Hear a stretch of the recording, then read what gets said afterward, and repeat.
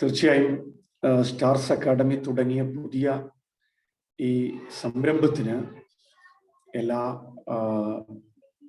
ഭാവുകങ്ങളും നേരുന്നു. ഓക്കെ, നമുക്ക് ഇതിൽ ഞാൻ മനസ്സിലാക്കുന്നത് ഇതൊരു ഹെട്രോജീനിയസ് ഗ്രൂപ്പാണ്.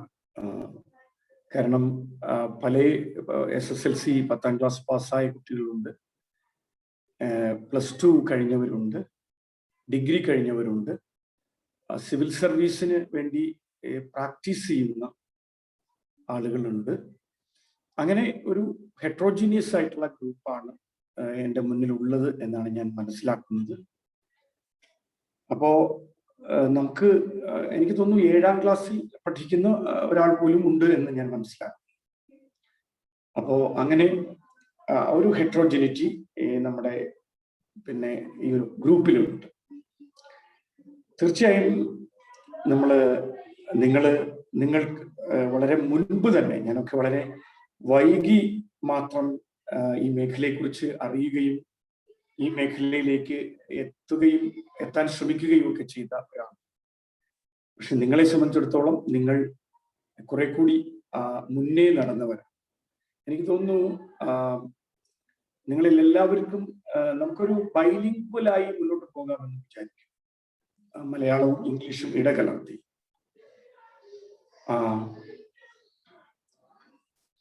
അപ്പോ നിങ്ങൾക്ക് അതല്ല, നിങ്ങൾക്ക് മുഴുവനായും ഇംഗ്ലീഷ് ആണെങ്കിൽ അങ്ങനെ, അല്ലെങ്കിൽ മലയാളം ആണെങ്കിൽ അങ്ങനെ, നമുക്ക് ഏറ്റവും നല്ലതൊരു ബൈലിംഗ്വലായ ഒരു പാർട്ടിസിപ്പേറ്ററി ആയ ഒരു കമ്മ്യൂണിക്കേഷൻ ആയിരിക്കും എന്നാണ് ഞാൻ കരുതുന്നത്.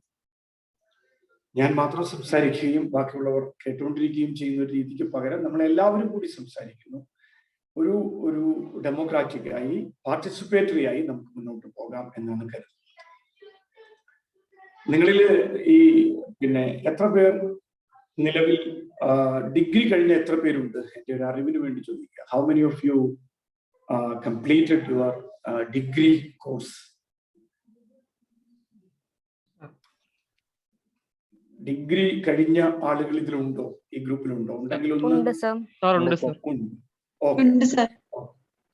തീർച്ചയായിട്ടും. അപ്പോ അങ്ങനെയുള്ളവരുണ്ട്.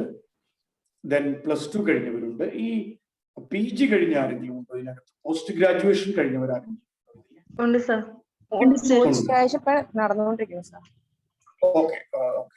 ഓക്കെ. അപ്പോ ഇനി ആ ഒരു ഹെട്രോജിനിറ്റി മാത്രമല്ല, നിങ്ങളുടെ നിങ്ങളുടെ സബ്ജക്റ്റിന്റെ കാര്യത്തിലും ഹെട്രോജിനിറ്റി ഉണ്ടാവും എന്ന് ഞാൻ കരുതുന്നത്. ഫോർ എക്സാമ്പിൾ, ചിലര് ഹ്യൂമാനിറ്റീസ് ബാക്ക്ഗ്രൗണ്ടിൽ നിന്നുള്ളവരാകാം, and some others are from science background, and yet other group from commerce background.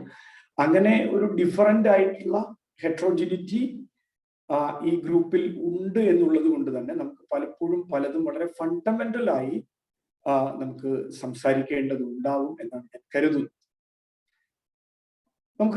നമ്മൾ പ്രധാനമായും 2 വിഷയങ്ങളാണ് ഫോക്കസ് ചെയ്യുന്നത്. ഒന്ന്, Indian government and polity, then modern Indian history.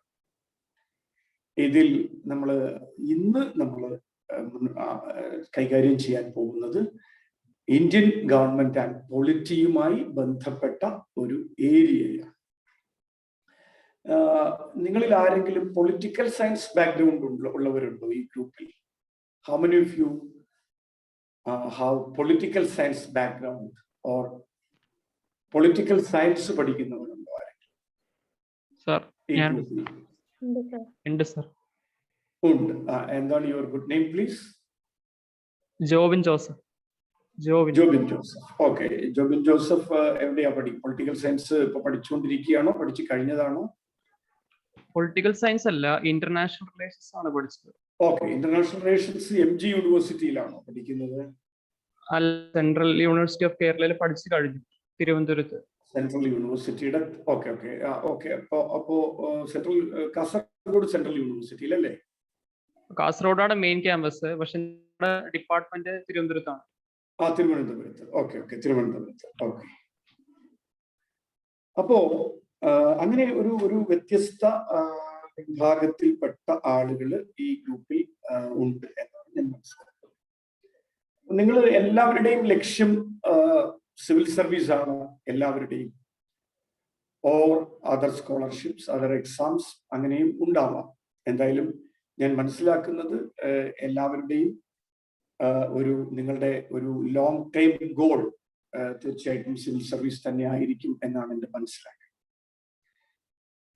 Okay, അപ്പൊ നിങ്ങൾ ഗോൾ സെറ്റിങ്ങും ഒക്കെ ഇതിനു മുൻപ് നിങ്ങൾ കടന്നു പോയിട്ടുണ്ടാവും, ഈ ഒരു കാഴ്ചപ്പാടിലൂടെ കടന്നു പോയിട്ടുണ്ടാവും. നമ്മൾ ഈ പൊതുവില് ഞാൻ ഈ സർഗാത്മകതയെ കുറിച്ച് പറയുമ്പോൾ, ക്രിയേറ്റിവിറ്റിയെ കുറിച്ച് പറയുമ്പോൾ, there are 4 phases of creativity. ക്രിയേറ്റിവിറ്റിക്ക്, സർഗാത്മകതയ്ക്ക് പൊതുവെ ഒരു 4 ഫേസ് ഉണ്ടെന്നാണ് സൈക്കോളജിസ്റ്റുകൾ പറയുന്നത്. ഒരു ഫേസ് പ്രിപ്പറേഷൻ ആണ്. And the second phase is incubation. The third phase is illumination.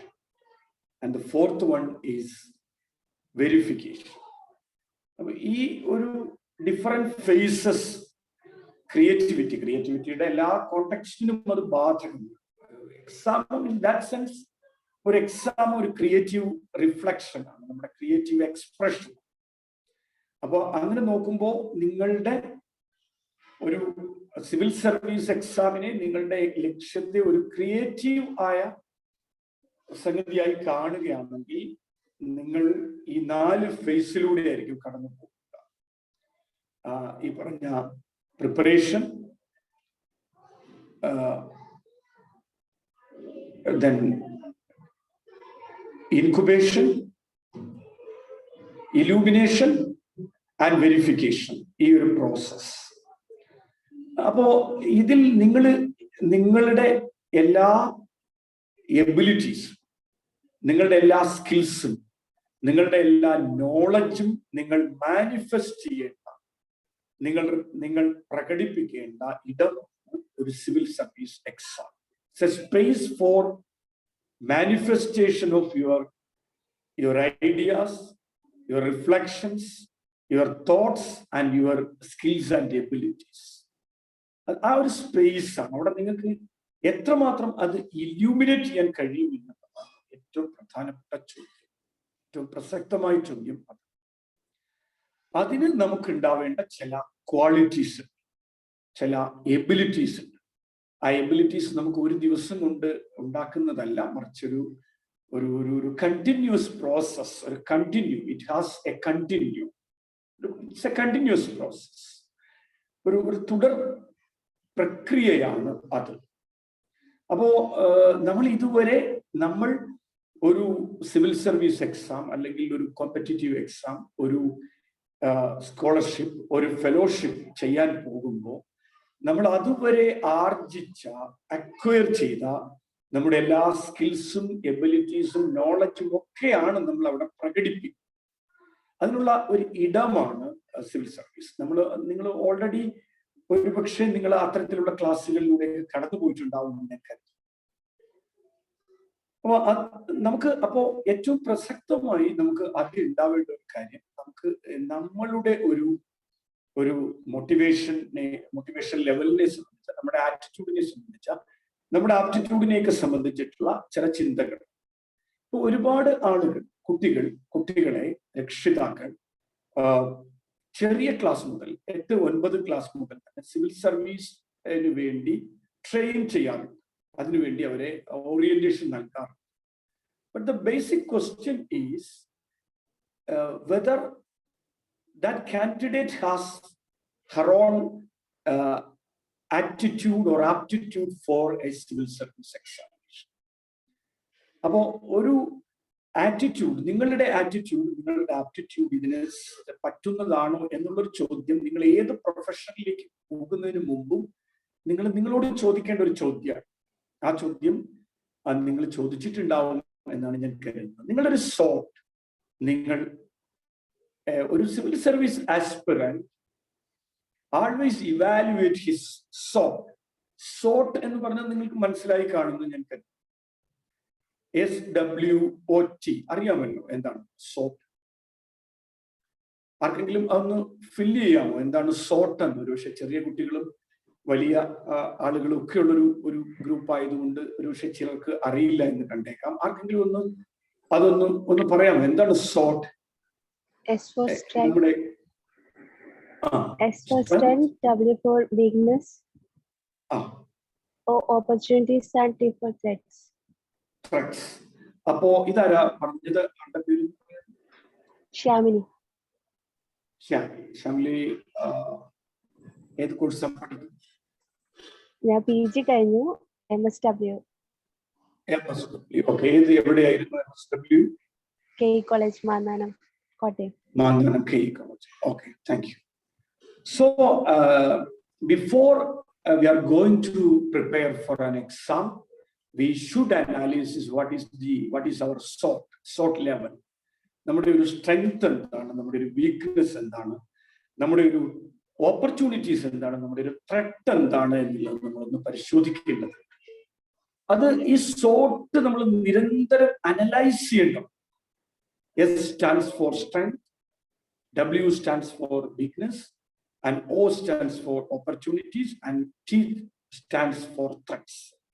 അപ്പോ സത്യത്തിൽ ഈ SWOT ഒരു വ്യക്തി, ഇൻഡിവിജ്വൽ മാത്രമല്ല, ഇൻസ്റ്റിറ്റ്യൂഷൻസും ഓർഗനൈസേഷൻസും എല്ലാം തന്നെ ഇപ്പോ ഒരു അസംബ്ലി ഇലക്ഷൻസിന്, ഒരു ലോക്സഭ ഇലക്ഷന് കാൻഡിഡേറ്റിനെ നിർത്തുന്നതിൽ പോലും political parties should analyze the SWOT of that candidate, that specific candidate. ഒരു കാൻഡിഡേറ്റിന്റെ SWOT അനലൈസ് ചെയ്താണ് അയാളെ ഒരു കാൻഡിഡേറ്റ് ആയിട്ട് ഒരു ഇലക്ഷന് മത്സരിപ്പിക്കണോ എന്നുള്ളത് പോലും ആലോചിക്കും.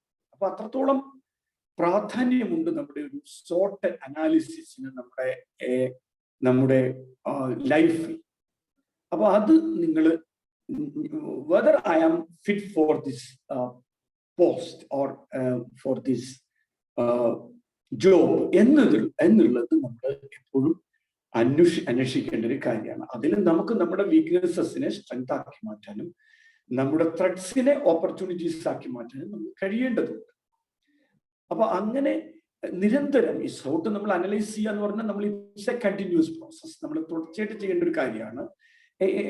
എന്താണ് നമ്മുടെ പഴയ വീക്ക്നെസ്സസ് സ്ട്രെങ്ത് ആയി? ഫോർ എക്സാമ്പിൾ ചിലരുടെ സ്ട്രെങ്ത് ആയിരിക്കും ഓർമ്മ. അപ്പോ മെമ്മറി, വളരെ ഷാർപ്പായിട്ടുള്ള മെമ്മറി ഉണ്ടാവും, പ്രത്യേകിച്ച് ലോങ് ടൈം മെമ്മറി ഉണ്ടാവും. അപ്പൊ ആ മെമ്മറി എങ്ങനെയാണ് നമ്മൾ എൻട്രി ചെയ്യുന്നത്, എൻഹാൻസ് ചെയ്യുന്നത്? അതിനുള്ള മെമ്മറി ടെക്നിക്സ് ഉൾപ്പെടെയുണ്ട്. അപ്പൊ കാരണം എബിംഗ്ഹാമിനെ പോലെയുള്ള സൈക്കോളജിസ്റ്റുകൾ പറയുന്നത് നമ്മൾ പഠിക്കുന്ന കാര്യങ്ങളുടെ പകുതി നമ്മൾ അന്നേ ദിവസം തന്നെ മറന്നു പോകും. ഒരാഴ്ച കഴിയുമ്പോൾ ഒരാഴ്ച കഴിയുമ്പോൾ ശേഷിക്കുന്ന ഒരു പക്ഷെ നമ്മൾ പഠിക്കുന്നതിന്റെ മുമ്പ് 1/3 കാര്യങ്ങൾ മാത്രമായിരിക്കും നമ്മളിൽ ശേഷിക്കും, നമ്മുടെ ഓർമ്മയിൽ ശേഷിക്കുന്നത്. എബിംഗ്ഹാംസിന്റെ ഒരു നിരീക്ഷണമാണ്. അപ്പോ അദ്ദേഹം അതിനൊരു മെമ്മറി കർവും ഫോർഗെറ്റിംഗ് കർവും തയ്യാറാക്കിയിട്ടുണ്ട്. എങ്ങനെയാണ് നമ്മൾ ഓർക്കുന്നത്, എങ്ങനെയാണ്? നമുക്ക് അതിലേക്ക് പോകേണ്ട ആവശ്യമില്ല, അതുകൊണ്ട് ഞാനത് നമുക്ക് ചർച്ച ചെയ്യേണ്ടതില്ല. പക്ഷെ ഞാൻ ഈ ക്ലാസിന്റെ തുടക്കം എന്ന നിലയിൽ ക്ലാസ്സിലേക്ക് പോകുന്നതിന് മുമ്പ് ഒരു ഇൻട്രഡക്ഷൻ എന്ന നിലയിൽ 1-2 കാര്യങ്ങൾ മാത്രം സൂചിപ്പിക്കുന്നു എന്നുള്ളതാണ്. അപ്പൊ അതിൽ നമുക്ക് എത്രയാണ് നമ്മളെ ഈ എപ്പോഴും ലേണിംഗില് റെപ്പറ്റീഷൻ ഒരു വലിയ ഘടകം. റെപ്പറ്റീഷൻ കൺസ്ട്രക്ഷൻ ഓഫ് നോളജ് ആണ് എഡ്യൂക്കേഷനെങ്കിലും അതിൽ റെപ്പറ്റീഷൻ ആവർത്തനത്തിനൊരു വലിയ നമ്മൾ റീഇൻഫോഴ്സ് ചെയ്യുക. അപ്പൊ റീഇൻഫോഴ്സ് ചെയ്യുക ഒരു നോളജ്, ഒരു സ്കിൽ, ഒരു ആറ്റിറ്റ്യൂഡ് റീഇൻഫോഴ്സ് ചെയ്യുക എന്നുള്ളത് വളരെ പ്രധാനപ്പെട്ട ഒരു കാര്യമാണ്. ആ റീഇൻഫോഴ്സ്മെന്റിന്റെ പ്രധാനപ്പെട്ട ഒരു ഇൻഡിക്കേറ്റർ എന്ന് പറയുന്നത് റെപ്പറ്റീഷൻ. അപ്പോ എനിക്കൊരു സംശയം, നിങ്ങൾ എത്ര തവണയാണ് നിങ്ങൾ ഒരു കാര്യം റീഇൻഫോഴ്സ് ചെയ്യുക? How many times you reinforce A content matter or you reinforce a chapter or a piece of information or knowledge? How many of times you reinforce or repeat or revise an idea or a content or a chapter? ഒന്ന് പറയൂ, വെറുതെ ഒന്ന്, for the sake of information. Hello. Sir, until we have we get a clear knowledge about that. Okay, it's not difficult to explain the how many times. No, sir. Okay, okay, thank you. Anybody, how many times? Minimum. 8. സൈക്കോളജിസ്റ്റുകൾ പറയുന്നത് സൈക്കോളജിസ്റ്റുകൾ പ്രത്യേകിച്ച് മെമ്മറിയെ കുറിച്ചും hello anybody ഓർമ്മയെക്കുറിച്ചും മറവിയെക്കുറിച്ചും പഠനം നടത്തിയിട്ടുള്ള സൈക്കോളജിസ്റ്റുകൾ പറയുന്നത് നമ്മൾ minimum ഒരു കാര്യം 5 times എങ്കിലും റിപ്പീറ്റ് ചെയ്യണമെന്നാണ്. തീർച്ചയായിട്ടും നമ്മൾ എപ്പോൾ അത് അക്വയർ ചെയ്യുന്നു എന്നുള്ളത് വളരെ പ്രധാനമാണെങ്കിൽ കൂടിയും minimum 5 times repetition or revision is necessary for acquiring something new.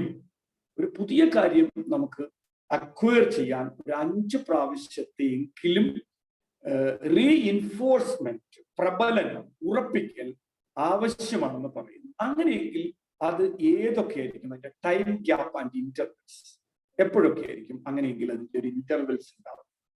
എപ്പോഴൊക്കെ ആയിരിക്കും? എങ്ങനെയാണ് നിങ്ങൾക്ക് തോന്നുന്നത്? What's your reflections?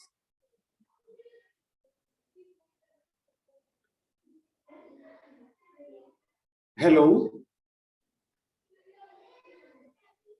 Hello increasing ഗ്യാപ്പുകളിലായിരിക്കണം എന്നാണ് എനിക്ക് തോന്നുന്നത്. കാരണം എന്താന്ന് വെച്ച് കഴിഞ്ഞാൽ ഓക്കെ പാടൻ എങ്ങനെ? Sir, I think that we need to keep increasing gaps. That is, the first repetition should be after 1 day, and the second repetition should be after 1 week, and the third repetition should be after maybe 2 weeks or 3 weeks. So I think it should be increasing gaps. Okay, that's good. That's good. Actually, there are, as per psychologists, there are 5 times of revision or repetition is necessary for acquiring something new or for learning process. The first one is the day itself. നമ്മൾ ഒരു കാര്യം നമുക്ക് transact ചെയ്യുന്ന, നമ്മൾക്ക് ഒരു കാര്യം പഠിപ്പിക്കുന്ന ആ ദിവസം തന്നെ നമ്മൾ അവരോടൊന്ന് പതുക്കെ പറഞ്ഞു. നമ്മൾ ആ ദിവസം ഡേ ഇറ്റ്സെൽഫ് നമ്മൾ റിപ്പീറ്റ് ചെയ്യണം അല്ലെങ്കിൽ റിവൈസ് ചെയ്യണം എന്നുള്ളതാണ് സൈക്കോളജിസ്റ്റുകളുടെ ഒരു നിരീക്ഷണം. Day itself. രണ്ടാമത് ഇവിടെ പറഞ്ഞ പോലെ ഒരു after or the end of the week, ആ ആഴ്ചയുടെ അവസാനം. And the third repetition may be at the end of the month, ആ മാസത്തിന്റെ അവസാനം, end of the month. And the fourth, end of the week. The second one is the end of the week, end of the month, and then before a term exam, നമ്മുടെ ഒരു model എക്സാമിന്, ഒരു term എക്സാമിന് മുൻപ്. And then the last one may be ഇതൊരു fixed ആയ കാര്യമായിട്ടല്ല ഞാൻ പറയുന്നത്, പക്ഷെ മിനിമം ഒരു 5 times repetition എങ്കിലും റിവിഷൻ എങ്കിലും ആവശ്യമാണ്. നോർമലി ഉള്ള പഠന പ്രക്രിയയെ സംബന്ധിച്ചാണെങ്കിലും അതല്ല, നമ്മളൊരു സിവിൽ സർവീസ് പോലെയുള്ള ഒരു എക്സാമിലേക്ക് കടക്കുന്നതിന് മുമ്പാണെങ്കിൽ, before the commencement of that exam.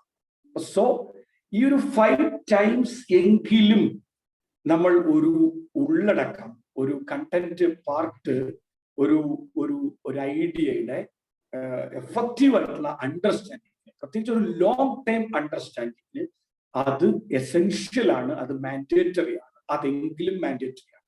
അങ്ങനെയെങ്കിൽ അത് നമ്മൾ എങ്ങനെയായിരിക്കണം നിർവഹിക്കേണ്ടത്? What's the modus operandi for that revision? അത് നിങ്ങൾ കേട്ടിട്ടുള്ള ഒരു ടെക്നിക്ക് ആയിരിക്കും, നിങ്ങൾ എല്ലാവരും കേട്ടിട്ടുള്ളതാവും. PQRST നിങ്ങൾ കേട്ടിട്ടുണ്ടാവും അല്ലെ? PQRST എല്ലാവരും കേട്ടിട്ടുണ്ടാവും. ഈ ഓരോ റിവിഷനിലും നമ്മൾ ഈ PQRSTയിലൂടെ കടന്നു പോകുന്നുണ്ടോ എന്നുള്ളൊരു ചോദ്യമുണ്ട്. നമ്മുടെ ഓരോ റിവിഷനിൽ, ഞാൻ ഈ പറഞ്ഞ ഒരു ഡേയുടെ റിവിഷൻ, ഒരു വീക്കിന്റെ എൻഡിലെ റിവിഷൻ, ഒരു മന്തിന്റെ എൻഡിലെ റിവിഷൻ, റീഎൻഫോഴ്സ്മെന്റ്. ഞാൻ റിവിഷൻ എന്ന് പറയുന്നില്ല, റീഎൻഫോഴ്സ്മെന്റ് എന്ന് നമുക്ക് വേണമെങ്കിൽ പറയാം, ഉറപ്പിക്കുകയാണ്.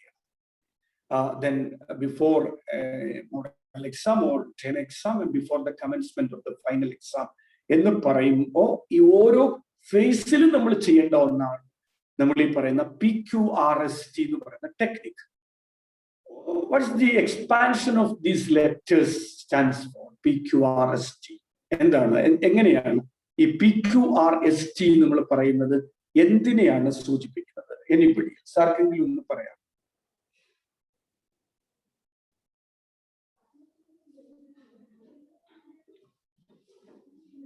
ആർക്കെങ്കിലും ഒന്ന് പറയാമോ? Anybody? What is the expansion of these letters PQRST?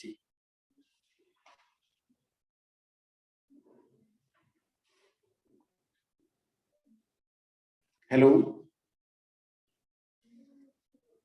Hello? P stands for preview.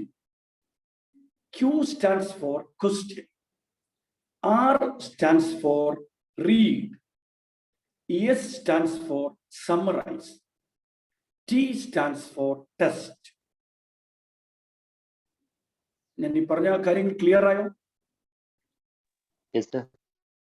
ഈ PQRSTയിലെ P stands for preview. What do you mean by preview? എന്താണ് preview എന്ന് നമ്മൾ ഉദ്ദേശിക്കുന്നത്? എന്തിനെയാണ് നമ്മൾ പ്രിവ്യൂ എന്ന് പറയുന്നത്? എന്താണ് പ്രിവ്യൂ?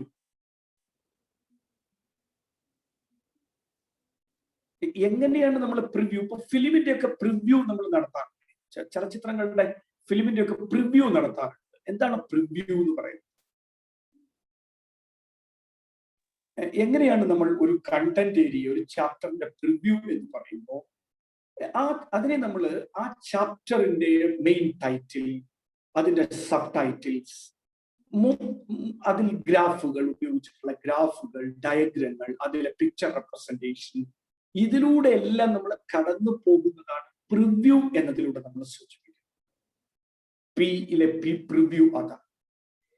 ക്യൂയിലെ ക്വസ്റ്റ്യൻ എന്ന് പറഞ്ഞാൽ നമ്മൾ ആ ചാപ്റ്ററിനോട്, ആ ഉള്ളടക്കത്തോട് നമ്മൾ ചില ചോദ്യങ്ങൾ ചോദിക്കും, നമ്മൾ ചില ക്വസ്റ്റ്യൻസ് റേസ് ചെയ്യുക.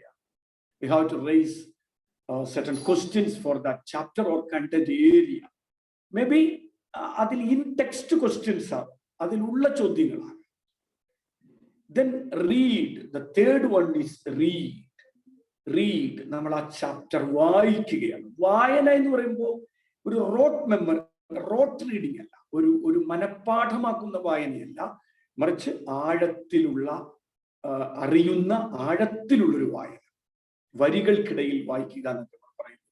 റീഡിങ്, ഹൈപ്പർ റീഡിംഗ് എന്നൊക്കെ പറയുന്ന പോലെ അതിന്റെ ആന്തരിക അർത്ഥമറിഞ്ഞുള്ള വായന, അതാണ് read. Read is not a rote reading, but it is in depth reading, ഒരു ആഴത്തിലുള്ള വായന. അതാണ് PQRലെ R. S എന്നുള്ളത് സമ്മറൈസ്. നമ്മൾ ഈ പുസ്തകം വായിച്ചതിന് ശേഷം അടച്ചു വെക്കുകയും അടച്ചു വെച്ചതിന് ശേഷം ഒരു പേപ്പറിൽ അല്ലെങ്കിൽ നമ്മുടെ മനസ്സിൽ whether are we able to summarize that unit or the main points എന്നുള്ളൊരു സാധനമാണ് സമ്മറൈസ് എന്നുള്ളത് ഉദ്ദേശിക്കുന്നത്. Then the last one is test. നമ്മൾ ഒരു ടെസ്റ്റ്, ഒരു പരീക്ഷ നമ്മൾ നടത്തുക. പരീക്ഷ നടത്തുക എന്ന് പറയുമ്പോൾ നമ്മൾ സ്വയം നടത്തുന്നതാവാം, സുഹൃത്തുക്കളുടെ കൂടെ സഹായത്തോടു കൂടി നടത്തുന്നതാവാം, നമ്മുടെ പേരൻസിന്റെ സഹായത്തോടു കൂടി നടത്തുന്നതാവാം, അങ്ങനെയൊക്കെ ആവാം. അപ്പൊ ഈ ഒരു PQRSTയിലൂടെ ഓരോ റിവിഷനിലും നമ്മൾ കടന്നു പോവുകയാണെങ്കിൽ നമുക്ക് ഒരു കണ്ടന്റും, നമുക്കൊരു ചാപ്റ്ററും നമുക്ക് പ്രയാസമുള്ളതാണ്. ഒരു സബ്ജക്റ്റും അങ്ങനെയാണ്. അങ്ങനെ നമ്മൾ കടന്നു പോകാറുണ്ടോ നിങ്ങളിൽ ആരെങ്കിലും? What's your observation? എന്താ നിങ്ങളുടെ ഒരു നിരീക്ഷണം? എന്താ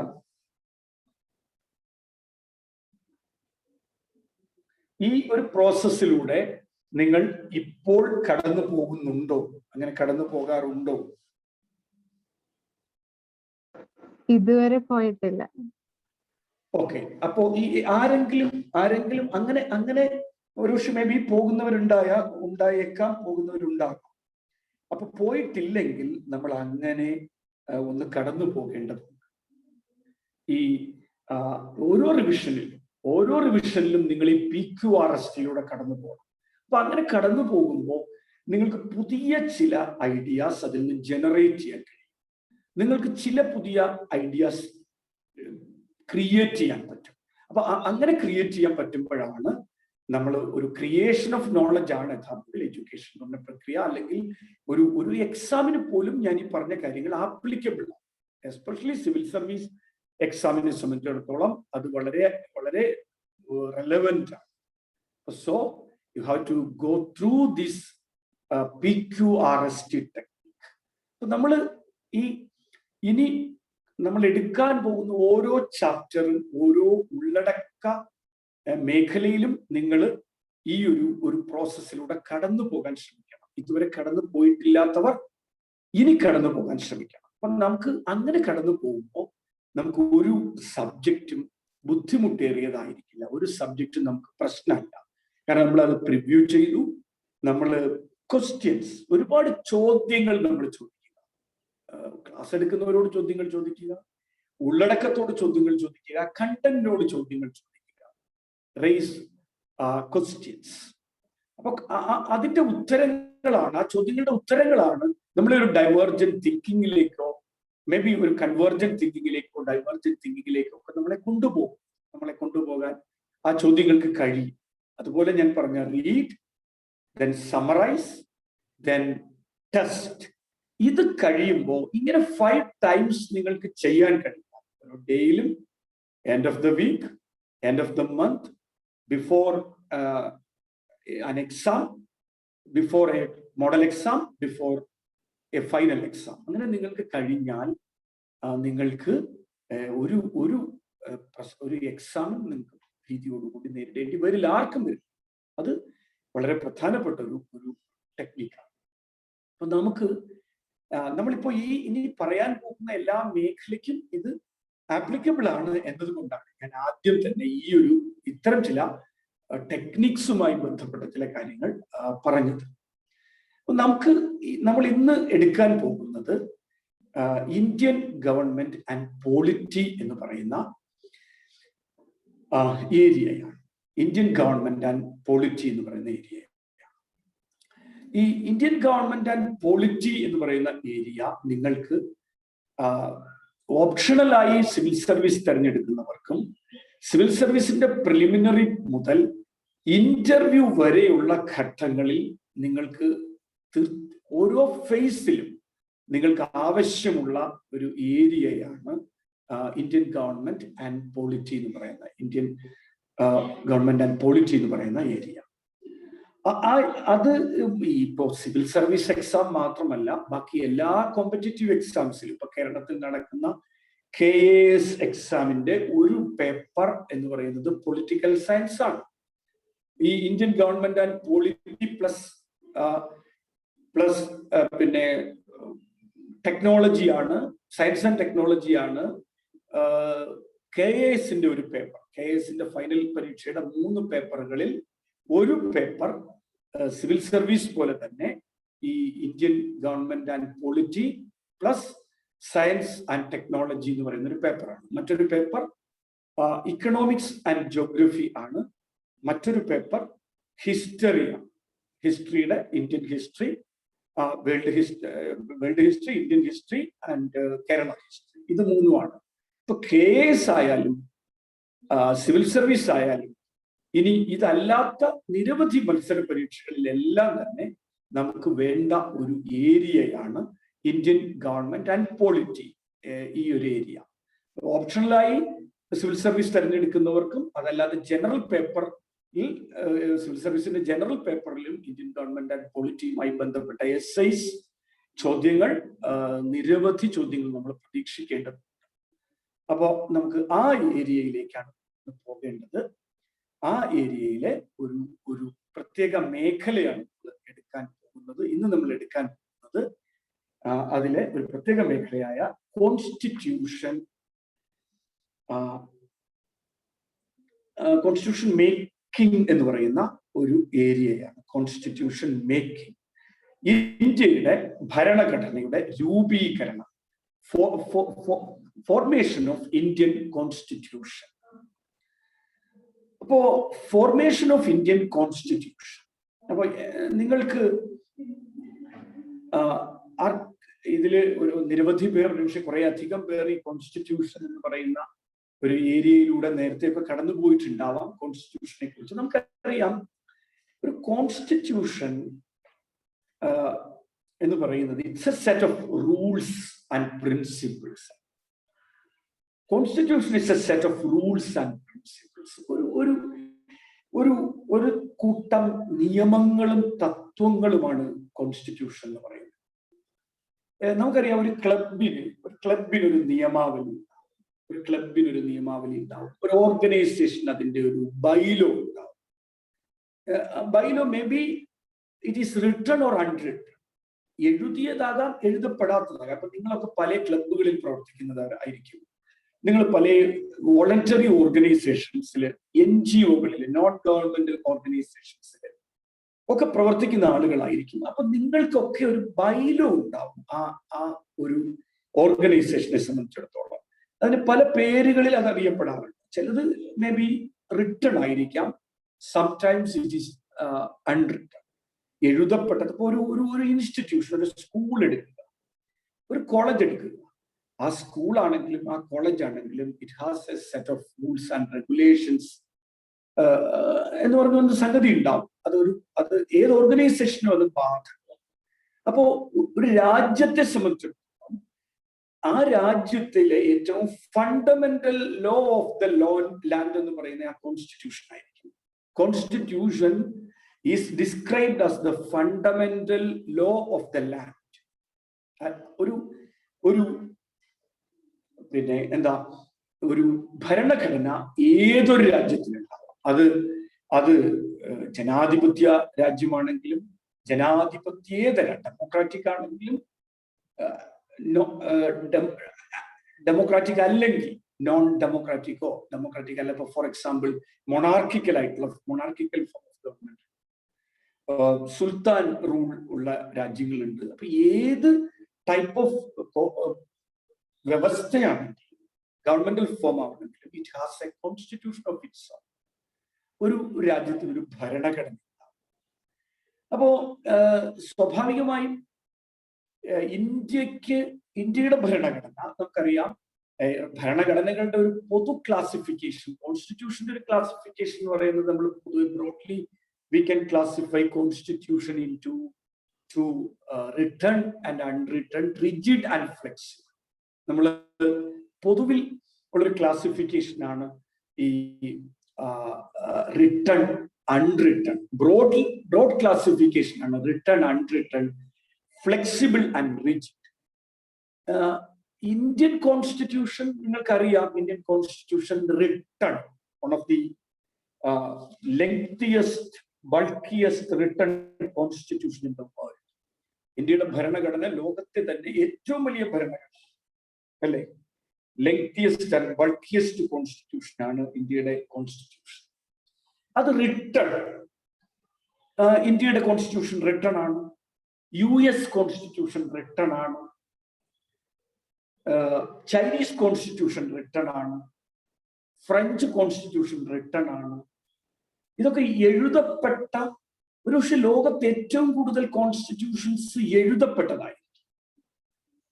എന്നാൽ അൺറിട്ടൺ കോൺസ്റ്റിറ്റ്യൂഷൻ ഉള്ള രാജ്യങ്ങളുണ്ട്. അതിന്റെ ക്ലാസിക്കൽ എക്സാമ്പിൾ ഏതാ? Which one is the classical example of unwritten constitution? Which country is a classical example of unwritten constitution? Britain. Exactly, Britain.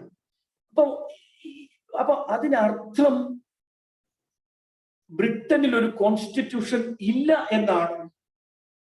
Britain unwritten constitution ആണ് എന്ന് പറഞ്ഞാൽ അതിനർത്ഥം ബ്രിട്ടനിൽ ഒരു കോൺസ്റ്റിറ്റ്യൂഷൻ ഇല്ല എന്നാണ്. What is the meaning of that unwritten constitution? What's your observation? നിങ്ങളുടെ observation എന്താ? അവർക്ക് കൺവെൻഷൻസ് ഒക്കെ കൂടുതലായിട്ടുണ്ടാവും. Pardon? കൺവെൻഷൻസ് പണ്ട് ചെയ്തു വരുന്ന കാര്യം.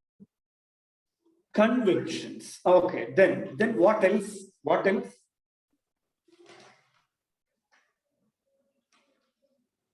Conventions മാത്രമായിരിക്കും കോൺസ്റ്റിറ്റ്യൂഷൻസ്. കോൺസ്റ്റിറ്റ്യൂഷൻ UK കോൺസ്റ്റിറ്റ്യൂഷൻ, ബ്രിട്ടന്റെ കോൺസ്റ്റിറ്റ്യൂഷൻ. കൺവെൻഷൻസ് മാത്രമല്ല, അവരുടെ ജഡ്ജ്മെന്റ്സ് ഉണ്ടാവും, വേർഡിക്ട്സ് ഉണ്ടാവും, കോർട്ട് ജഡ്ജ്മെന്റ്സ് ഉണ്ടാവും, കൺവെൻഷൻസ് ജഡ്ജ്മെന്റ്സ് ഉണ്ടാവും, കസ്റ്റംസ് ഉണ്ടാവും, ചില ട്രഡീഷൻസ് ഉണ്ടാവും. All these are the part of British Constitution. ബ്രിട്ടനിലെ കോൺസ്റ്റിറ്റ്യൂഷൻ ഇല്ല എന്ന് പറഞ്ഞാൽ it means they don't have a written constitution, but they have certain practices, certain customs, certain traditions, certain judgments. അങ്ങനെ ഒന്ന് ബ്രിട്ടനിലുണ്ട്. ഏതുപോലെ, ഫോർ എക്സാമ്പിൾ, നമ്മുടെ കോളേജിന് ഒരു നിയമാവലിയുണ്ട്, ഒരു കോഡ് ഓഫ് കോണ്ടക്ട് അല്ലെ? നമ്മുടെ കോളേജുകൾക്ക് നിങ്ങൾ ആരെങ്കിലും കോളേജുകളുടെ ഒരു ബൈലോ, കോളേജുകളുടെ കോൺസ്റ്റിറ്റ്യൂഷൻ നിങ്ങൾ ആരെങ്കിലും കണ്ടിട്ടുണ്ടോ? നിങ്ങൾ പഠിച്ച കോളേജുകളിലെ കോൺസ്റ്റിറ്റ്യൂഷൻ നിങ്ങൾ ആരെങ്കിലും കണ്ടിട്ടുണ്ടോ? ഇല്ലല്ലോ. പക്ഷേ കോളേജിന് ഒരു കോൺസ്റ്റിറ്റ്യൂഷൻ ഉണ്ട്, നിങ്ങളുടെ വീടിനൊരു കോൺസ്റ്റിറ്റ്യൂഷൻ ഉണ്ട്. കോൺസ്റ്റിറ്റ്യൂഷൻ നമ്മൾ പറയുന്ന ഒരു ഭരണഘടന എന്നുള്ള യഥാർത്ഥത്തിലല്ല, മേ ബി അതൊരു കോഡ് ഓഫ് കോണ്ടക്ട് ആയിരിക്കും. അപ്പോ ഏത് രാജ്യത്തിനും, ബ്രിട്ടനും ഉണ്ടൊരു constitution, but it is not in a written format or written form. അതൊരു റിട്ടൺ ഫോമിൽ അല്ല എന്ന് മാത്രം. ബ്രിട്ടൻ മാത്രമല്ല, ഇസ്രായേൽ പോലെയുള്ള രാജ്യം, ഇസ്രായേലിന് റിട്ടൺ ആയ ഒരു കോൺസ്റ്റിറ്റ്യൂഷൻ ഇല്ല. അങ്ങനെ വളരെ അപൂർവം രാജ്യങ്ങൾക്ക് മാത്രമാണ് ലോകത്ത് ഈ എഴുതപ്പെട്ട ഭരണഘടന ഇല്ലാത്തത്. Most of the countries having written constitutions. അപ്പോൾ ഇന്ത്യക്കും എഴുതപ്പെട്ട. ഇനി രണ്ടാമത്തെ ഒരു ക്ലാസിഫിക്കേഷൻ നമ്മൾ പറഞ്ഞു, ഈ ഫ്ലെക്സിബിൾ ആൻഡ് റിജിഡ്. എന്താണ് റിജിഡ് ആൻഡ് ഫ്ലെക്സിബിൾ? നിങ്ങൾക്കൊന്ന് പറയാമോ? Anybody can? Hello, what is the meaning of the word flexible and rigid? എന്താണ് നമ്മൾ ഫ്ലെക്സിബിൾ റിജിഡ് എന്ന് പറയുമ്പോൾ ഉദ്ദേശിക്കുന്നത് എന്താ? കോൺസ്റ്റിറ്റ്യൂഷണൽ അമെൻഡ്മെന്റ്സിനെ കുറിച്ച്. അപ്പോ സ്വാഭാവികമായിട്ടും അമെൻഡ്മെന്റ് എന്നൊരു വാക്ക് നമ്മൾ പറഞ്ഞില്ലല്ലോ, അല്ലെ? ആരാ പറഞ്ഞേ?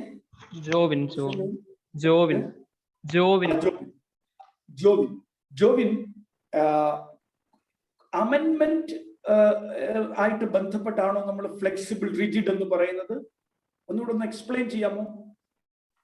കോൺസ്റ്റിറ്റ്യൂഷനിലെ നിയമങ്ങൾക്ക് പെട്ടെന്ന് തന്നെ മാറ്റങ്ങൾ വരുത്തുക, കാലത്ത് അഡാപ്റ്റ് ആവുക. Good.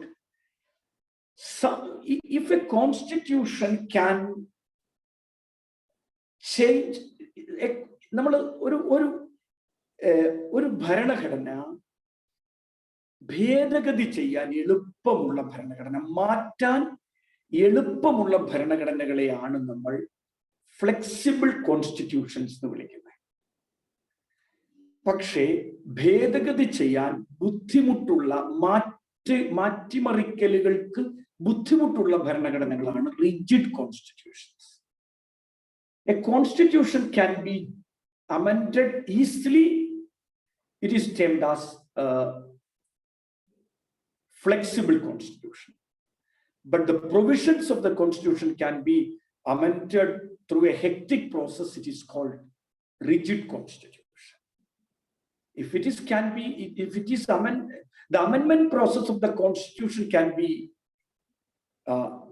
easily in terms of flexible constitutions, but the amendment process is very difficult in terms of rigid constitution.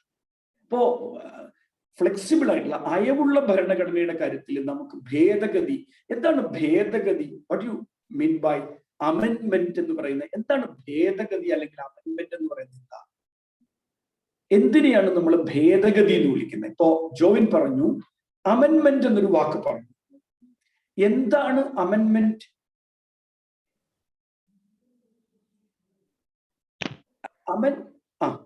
നമ്മുടെ ആവശ്യങ്ങൾക്കനുസരിച്ച്, കാലത്തിന്റെ ആവശ്യങ്ങൾക്കനുസരിച്ച് നിയമത്തിലെ മാറ്റങ്ങൾ വരുത്തി, അതാണ് അമെൻമെന്റ്. അമെൻമെന്റ്. അപ്പൊ നമുക്ക് അമെൻമെന്റ് എന്ന് പറയുമ്പോൾ അത് ഒഴിവാക്കലുകളാണോ ജോബിൻ? അല്ല, ഡിലീഷൻസ് ആണോ? ഡിലീഷൻസ് മാത്രമല്ല, ഓരോ ക്ലോസസ് ഇൻക്ലൂഡ് ചെയ്യുക, പുതിയതായിട്ട് ഓരോ ആർട്ടിക്കിൾസ് ഇൻക്ലൂഡ് ചെയ്യുക. നമുക്ക് ഇങ്ങനെ പറഞ്ഞൂടെ Jobin? The additions and deletions of the constitution can be termed as amendment എന്ന് പറഞ്ഞൂടെ? പറയാം. The additions and deletions of the constitution is amendment. Amendment ഭേദഗതി ചെയ്യുക എന്ന് പറഞ്ഞാൽ അഡീഷൻസ് ആണ്, ഡിലീഷൻസ് ആണ്. ഇത് രണ്ടുമാണ് ഭേദഗതി ചെയ്യൽ എന്ന് പറയുന്നത്. അങ്ങനെയാണ് ഒരു കോൺസ്റ്റിറ്റ്യൂഷനെ നമ്മൾ ഒരു ലിവിംഗ് ഡോക്യുമെന്റ് ആക്കി മാറ്റുന്നത്. Through the process of amendment, we make a constitution as a living document. ഭരണഘടന എന്നോ ഉണ്ടാക്കുന്നതാണ്. അപ്പൊ എന്നോ ഉണ്ടാക്കുന്ന ഭരണഘടന, ഞാനൊരു എക്സാമ്പിൾ പറയാം.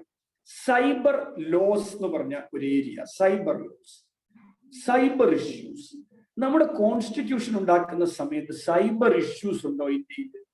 സൈബർ ലോസ് ഉണ്ടോ ഇന്ത്യയിൽ? സൈബർ ലോസ് ആവശ്യമായിരുന്നു ഇന്ത്യയിൽ? ഇല്ല.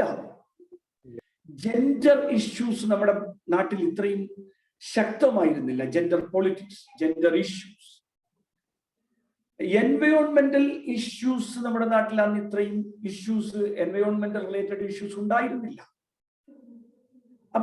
അപ്പൊ നമ്മുടെ കോൺസ്റ്റിറ്റ്യൂഷനെ ഒരു ലിവിംഗ് ഡോക്യുമെന്റ് ആക്കി മാറ്റാൻ നമുക്ക് അമെൻമെന്റ് ആവശ്യം, മാറ്റങ്ങൾ ആവശ്യം. ആ മാറ്റങ്ങൾ എളുപ്പം മാറ്റാവുന്ന കോൺസ്റ്റിറ്റ്യൂഷൻസ് ഉണ്ട്, മാറ്റാൻ ബുദ്ധിമുട്ടുള്ള കോൺസ്റ്റിറ്റ്യൂഷൻസ് ഉണ്ട്. Some of the constitutions in the world can be amended, the provisions can be amended easily. Those are flexible constitutions. But some other constitutions can be amended through a difficult process. Those constitutions are called rigid constitutions. ഇതിൽ Indian constitution എന്തിന്റെ example ആണെന്ന് നമുക്ക് പറയാൻ പറ്റും? Indian constitution rigid ആണോ, flexible ആണോ? What's your opinion? നിങ്ങളുടെ അഭിപ്രായം എന്താണ്? ഫ്ലെക്സിബിൾ ആണെന്ന് പറയാവുന്നതാണ്. എന്തോ പറയാമോ? ഇന്ത്യൻ കോൺസ്റ്റിറ്റ്യൂഷൻ കുറച്ചുകൂടി ഫ്ലെക്സിബിൾ ആണെന്ന് തോന്നുന്നു, കാരണം it is called a living document. So Indian constitution flexible ആണെന്നാണ് തോന്നുന്നത് അല്ലേ? ഓക്കെ, കാരണം അതൊരു ലിവിംഗ് ഡോക്യുമെന്റ് ആണ്. Are you agree with that? How can you substantiate that time living document? എങ്ങനെ നിങ്ങൾക്ക് സബ്സ്റ്റാൻഷിയേറ്റ് ചെയ്യാൻ പറ്റും ഇന്ത്യൻ കോൺസ്റ്റിറ്റ്യൂഷൻ ലിവിംഗ് ഡോക്യുമെന്റ് ആണ്? എങ്ങനെ പറയാൻ പറ്റും ഇന്ത്യൻ കോൺസ്റ്റിറ്റ്യൂഷനിൽ ഒരു ലിവിംഗ് ഡോക്യുമെന്റ് ആണ്? How can you say? ജസ്വിനാണ് ആൻസർ, നേരത്തെ റിപ്ലൈ ചെയ്ത് ഞാനാണ്.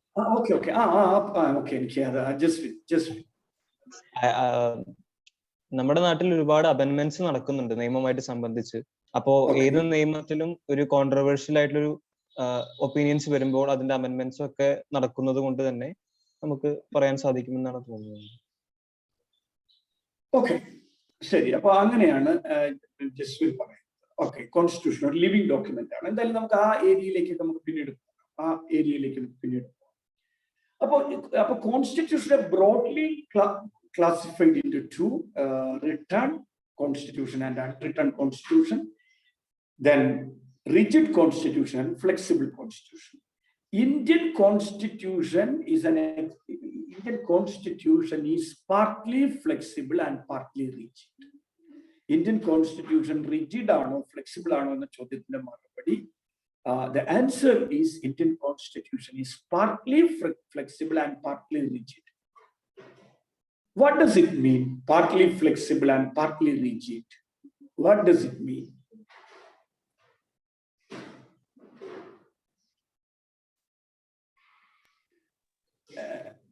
Hello. നിങ്ങൾ പുതിയ ഇതിൽ എല്ലാ ഒരേ ആളുകളല്ല, മറ്റു കുട്ടികളും കൂടി സംസാരിക്കണം. നിങ്ങൾക്ക് ശരിയാകട്ടെ തെറ്റാകട്ടെ, don't hesitate to ask questions and for an answers. നിങ്ങളെ നമുക്ക് പാർട്ടിസിപ്പേറ്ററി ആയി മുന്നോട്ട് വന്നിട്ട്. ഓക്കെ, ഇത് എന്താണ് partly flexible and partly rigid എന്ന് പറയുമ്പോൾ നമ്മൾ ഉദ്ദേശിക്കുന്നത് എന്തായിരിക്കും ഒന്ന് ഗസ് ചെയ്യും. നമ്മൾ പറഞ്ഞു കഴിഞ്ഞില്ലേ ഫ്ലെക്സിബിൾ എന്താണ്, റിജിഡ് എന്താണെന്ന് പറഞ്ഞു. അപ്പൊ എന്താണ് partly flexible and partly rigid? Some of the provisions of the Constitution can be amended easily, but some other provisions of Indian Constitution can change through a difficult process. So, Indian Constitution is an example of partly flexible and partly rigid. ഏകദേശം നമ്മൾ ഇന്ത്യയുടെ കാര്യത്തിൽ എല്ലാം ഇങ്ങനെയാണ്. നമ്മളൊരു എപ്പോഴും ഒരു middle വേ സ്വീകരിക്കുന്ന രാജ്യമാണ് ഇന്ത്യ. പൊതുവെ എല്ലാറ്റിലും ഒരു മിഡിൽ വേ സ്വീകരിക്കുന്ന രാജ്യമാണ് അല്ലെ? മിഡിൽ വേ സ്വീകരിക്കുന്നതിന് ഇനി എന്തെങ്കിലും എക്സാമ്പിൾസ് നിങ്ങൾക്ക് പറയാൻ പറ്റും? ഇന്ത്യയുടെ ഒരു middle way mixed economy. Mixed economy നമ്മൾ മിഡിൽ വേ എന്ന് വെച്ചാൽ it's both the combination. We have to adopt the positive aspects of capitalist system and the positive aspects of socialist system, both the good aspects of these two economic systems. മുതലാളിത്ത വ്യവസ്ഥയുടെയും socialist വ്യവസ്ഥയുടെയും നല്ല ആസ്പെക്റ്റുകൾ നമ്മൾ സ്വീകരിച്ചു, വേണ്ടാത്ത ആസ്പെക്റ്റുകൾ നമ്മൾ ഉപേക്ഷിച്ചു. അപ്പോൾ നമ്മൾ അത് ഇനി അതർ എക്സാമ്പിൾസ് നമ്മുടെ middle non alignment movement. Yes, ആരാ പറഞ്ഞേ? Jovin. Thank you. Non alignment നമ്മൾ മിഡിൽ വേ. കാരണം നമ്മൾ ഈ എന്തിലേക്ക് പോയില്ല, എക്സ്ട്രീമിറ്റിയിലേക്ക് പോയില്ല. എക്സ്ട്രീമിറ്റി എന്ന് പറയുമ്പോൾ ഒരു ഭാഗത്ത് ക്യാപിറ്റലിസ്റ്റ് ബ്ലോക്ക് ഉണ്ടായിരുന്നു, മറുഭാഗത്ത് സോഷ്യലിസ്റ്റ് ബ്ലോക്ക് ഉണ്ടായിരുന്നു. ഇന്ത്യ സ്വീകരിച്ച ഒരു സ്റ്റാൻഡ് എന്ന് പറയുന്നത് ഒരു ആക്റ്റീവ് ന്യൂട്രാലിറ്റിയാണ്, നോട്ട് എ പാസീവ് ന്യൂട്രാലിറ്റി, but we adopt a non-alignment policy during the time of Cold War. ആ കോൾഡ് വാർ പീരീഡിൽ ശീതയുദ്ധ കാലഘട്ടത്തിൽ നമ്മൾ സ്വീകരിച്ചത് ഒരു മിഡിൽ പാത്താണ്, മിഡിൽ വേ ആണ്. ആക്ച്വലി ഈ മിഡിൽ വേക്ക് നമ്മൾ കടപ്പെട്ടിരിക്കുന്ന ഒരു ഫിലോസഫറുടെ പേര് നിങ്ങൾക്ക് പറയാം.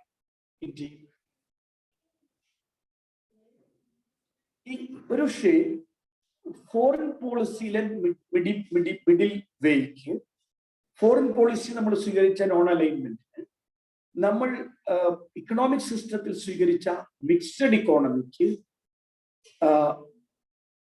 പിന്നെ പൊതുമേഖലയും സ്വകാര്യ മേഖലയും കമ്പൈൻ ചെയ്ത് നമ്മൾ പോയതിന്, അങ്ങനെ നമ്മൾ ഇതിൽ മാത്രമല്ല നമ്മൾ എല്ലാറ്റിലും മിഡിൽ വേ ആണ് സ്വീകരിച്ചത്. അതിന് നിങ്ങൾക്ക് ഒരു ഫിലോസഫറുമായിട്ട് ഈ മിഡിൽ വേയെ കമ്പൈൻ ചെയ്യാൻ കഴിയുമോ എന്ന് ജസ്റ്റ് ചിന്തിക്കും. അങ്ങനെ ഒന്ന് ചിന്തിച്ചു നോക്കിക്കേ. ഇന്ത്യൻ ഹിസ്റ്റോറിക്കൽ ട്രഡിഷനുമായി നമ്മുടെ ഈ മിഡിൽ വേക്ക് എന്തെങ്കിലും ബന്ധമുണ്ടോ? അങ്ങനെ എന്തെങ്കിലും പറയാം?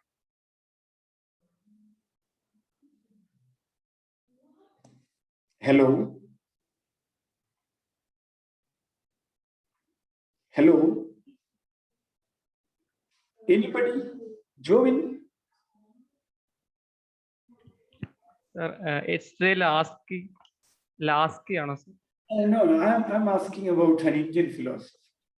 അറിയില്ല. നമുക്ക് നോക്കൂ, മറ്റാരുമല്ല, മിഡിൽ വേയെ കുറിച്ച് ഏറ്റവും കൂടുതൽ പറഞ്ഞ ഒരാൾ ബുദ്ധനാണ്, ശ്രീബുദ്ധനാണ്. ബുദ്ധനാണ് മധ്യമാർഗത്തെ കുറിച്ച് ഏറ്റവും കൂടുതൽ, മിഡിൽ പാത്തിനെ കുറിച്ച് എപ്പോഴും പറഞ്ഞേ. യു ഡോണ്ട് ഗോ എക്സ്ട്രീംസ്, എക്സ്ട്രീമിലൂടെ പോകേണ്ടതില്ല. You have to follow a middle, ഒരു മധ്യമാർഗം സ്വീകരിക്കുക എന്ന ഒരു ഫിലോസഫിയായിട്ട് നമുക്ക് അസോസിയേറ്റ് ചെയ്യാവുന്ന ഫിലോസഫർ ശ്രീ ബുദ്ധനാണ്. ബുദ്ധൻ ഈ എല്ലായ്പ്പോഴും ഈ മിഡിൽ വേ സ്വീകരിച്ച ഒരു, പക്ഷെ അതിന്റെ ഒരു ചരിത്രം നമ്മുടെ ഈ പിൽക്കാലത്തുള്ള ഈ നോക്കൂ, നമ്മളിത് പറയുമ്പോൾ ഇന്ത്യൻ കോൺസ്റ്റിറ്റ്യൂഷനിൽ നമ്മൾ വേറൊരു കാര്യം പറയുമ്പോൾ നോക്കൂ, Indian constitution partly federal and partly partly federal and partly യൂണിറ്ററിയ. അവിടെ നമ്മൾ സ്വീകരിച്ചിരിക്കുന്ന മിഡിൽ വേ പകുതി സംയുക്തമാണ്, പകുതി ഏകാത്മകമാണ്. Partly middle and partly federal and partly യൂണിറ്ററിയ. എല്ലാറ്റിലും നമുക്ക് ഈ മിഡിൽ വേ നമുക്ക് കാണാൻ പറ്റും. പക്ഷെ മിഡിൽ വേ നമ്മളെ ഇന്ത്യൻ ഫിലോസഫി നിങ്ങൾ പരിശോധിക്കുകയാണെങ്കിൽ അതിനകത്ത് നോക്കൂ, നിങ്ങൾക്ക് കാണാൻ കഴിയും മെറ്റീരിയലിസ്റ്റിക് ഫിലോസഫിയും കാണാൻ കഴിയും, ഈ സ്പിരിച്വൽ ഫിലോസഫിയും കാണാൻ പറ്റും. അതിന്റെ ഒരു കോമ്പിനേഷൻസ് കാണാൻ പറ്റും, ഒരു മിഡിൽ വേ കാണാൻ പറ്റും. ഓട്ടെ, നമുക്ക് വിഷയത്തിലേക്ക് വരാം. So rigid, flexible.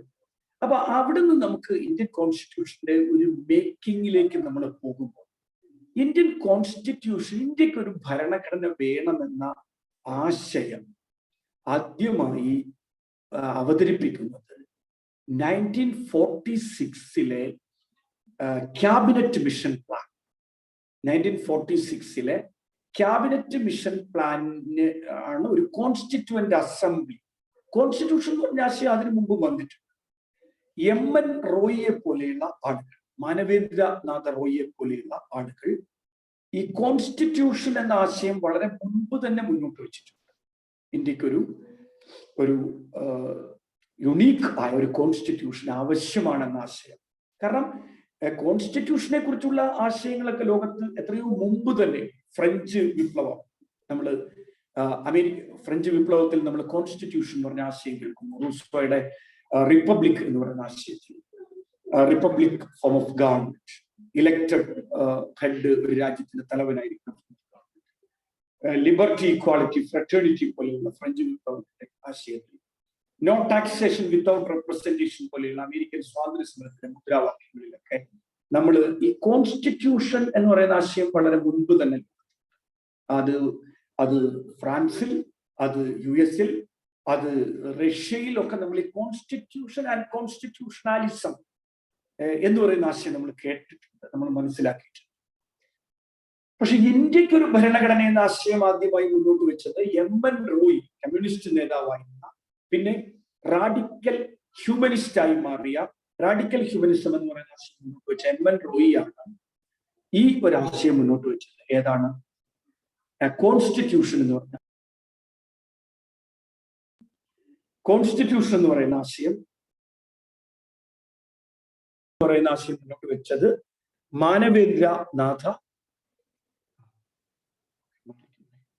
മാനവേന്ദ്രനാഥ റോയി എന്ന് പറയുന്ന എം.എൻ. റോയി ആണ് കോൺസ്റ്റിറ്റ്യൂഷൻ എന്ന് പറയുന്ന ആശയം കൊണ്ടുവരുന്നത്. പക്ഷെ ഇന്ത്യക്ക് ഒരു കോൺസ്റ്റിറ്റ്യൂവന്റ് അസംബ്ലിയെ കുറിച്ച് പറയുന്നത് 1946 cabinet mission plan. Cabinet mission പ്ലാനിൽ ഈ ബ്രിട്ടീഷുകാർ അപ്പോയിന്റ് ചെയ്ത 3 പേരുടെ ഒരു കമ്മിറ്റിയാണ് ഇന്ത്യയിലേക്ക് പോകുന്നത്.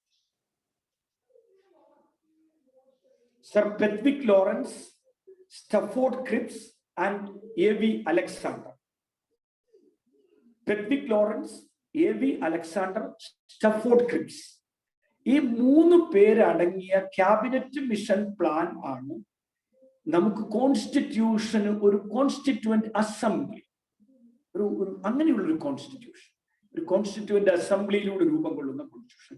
പല രാജ്യത്തും പല രീതിയിലാണ്. ഒരു ഏകാധിപതിയാണ് ഒരു രാജ്യത്ത് ഭരിക്കുന്നതെങ്കിൽ, ഒരു ഓട്ടോക്രാറ്റ് ആണെങ്കിൽ അയാൾ പറയും ഇതാണ് കോൺസ്റ്റിറ്റ്യൂഷൻ എന്ന് നിങ്ങൾ സ്വീകരിക്കുക, ദിസ് ഈസ് അവർ കോൺസ്റ്റിറ്റ്യൂഷൻ. അങ്ങനെ അയാൾ അങ്ങ് പ്രഖ്യാപിക്കുകയാണ്, അല്ലെ?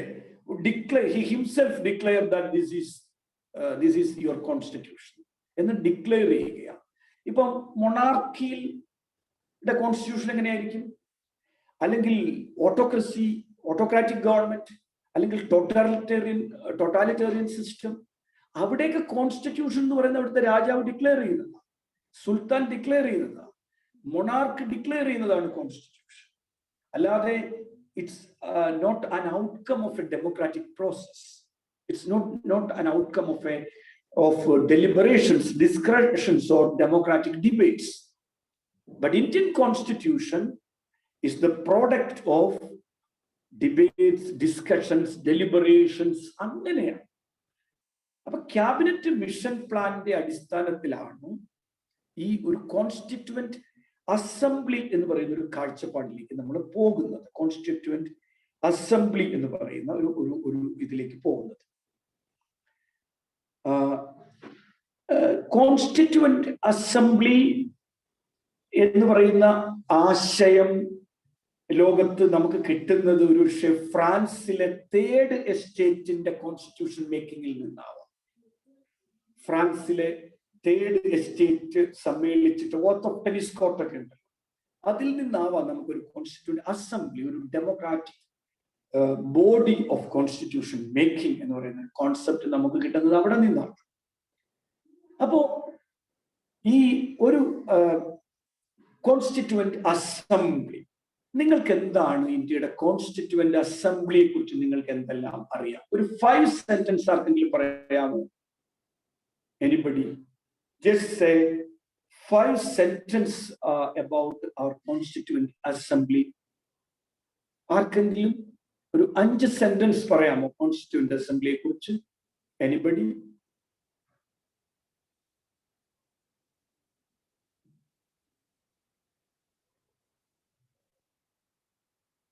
ഹലോ, നിങ്ങൾ കേൾക്കുന്നുണ്ടോ? Can you hear me? Am I audible? Yes, sir. Okay. Constituent അസംബ്ലിയെ കുറിച്ചുള്ള നിങ്ങളുടെ ഒരു പ്രീവിയസ് നോളജ് എന്താണ്? ആർക്ക് വേണമെങ്കിലും പറയാം. Your choice.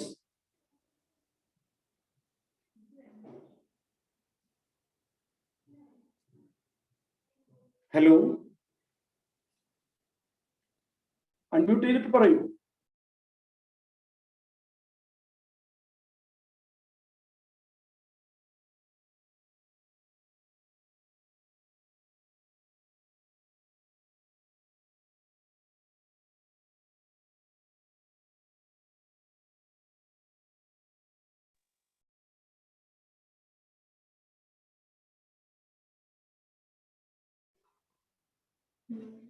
കേൾക്കുന്നുണ്ടോ?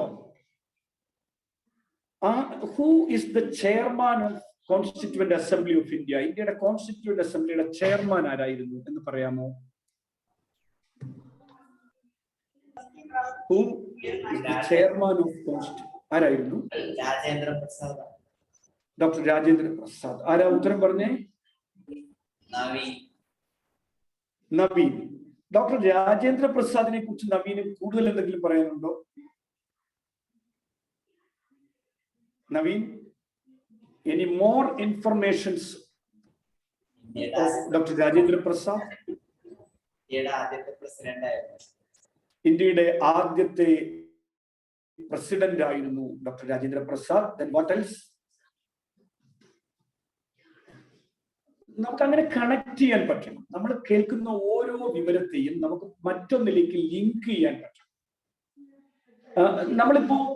നമ്മൾ ഒരു കാര്യം ഇപ്പോൾ പഠിക്കുകയാണ്. ഡോക്ടർ രാജേന്ദ്ര പ്രസാദ് ആയിരുന്നു കോൺസ്റ്റിറ്റ്യൂവന്റ് അസംബ്ലിയുടെ ചെയർമാൻ എന്ന് നിങ്ങൾ പഠിക്കുമ്പോൾ നിങ്ങൾക്ക് രാജേന്ദ്ര പ്രസാദുമായി ബന്ധപ്പെട്ട മറ്റ് കാര്യങ്ങളിലേക്ക് നിങ്ങളുടെ ഈ നോളജിനെ ലിങ്ക് ചെയ്യാൻ പറ്റും. ഇപ്പോ അങ്ങനെ വരുമ്പോൾ രാജേന്ദ്ര പ്രസാദിനെ കുറിച്ച് പറയുമ്പോൾ അദ്ദേഹത്തെ ബീഹാർ ഗാന്ധി എന്നാണ് അദ്ദേഹത്തെ വിളിച്ചിരുന്നത്. അദ്ദേഹം ഇന്ത്യയുടെ ഫസ്റ്റ് പ്രസിഡന്റ് ആയിരുന്നു. അദ്ദേഹം ഇപ്പൊ ബീഹാർ ഗാന്ധി എന്ന് അദ്ദേഹത്തെ വിളിക്കാൻ എന്താ കാരണം? എന്തിനാ? ചുമ്മാ അദ്ദേഹത്തെ ബീഹാർ ഗാന്ധി എന്ന് വിളിച്ചതാണ്. നമ്മളിപ്പോ കേരളത്തിലെ കേരള ഗാന്ധി എന്ന് വിളിക്കുന്നുണ്ട്. നമ്മള് നെൽസൺ മണ്ടേലെ ആഫ്രിക്കൻ ഗാന്ധി എന്ന് വിളിക്കുന്നുണ്ട്. നമ്മൾ ഖാൻ അബ്ദുൽ ഗാഫർ ഖാനെ അതിർത്തി ഗാന്ധി എന്ന് വിളിക്കുന്നുണ്ട്. എന്തുകൊണ്ടാണ് നമ്മൾ ബീഹാർ ഗാന്ധി എന്ന് രാജേന്ദ്ര പ്രസാദിനെ വിളിക്കുന്നത്? What is the reason behind that coinage? എന്തുകൊണ്ടാണ് വിളിക്കുന്നത് നമ്മൾ?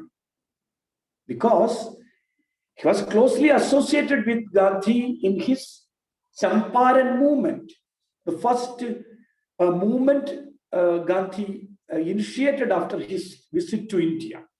ഗാന്ധി ഇന്ത്യയിൽ വന്നതിന് ശേഷം ഏറ്റെടുത്ത ആദ്യത്തെ സമരം എന്ന് പറയുന്നത് ചമ്പാരനിലെ കർഷക സമരമാണ്.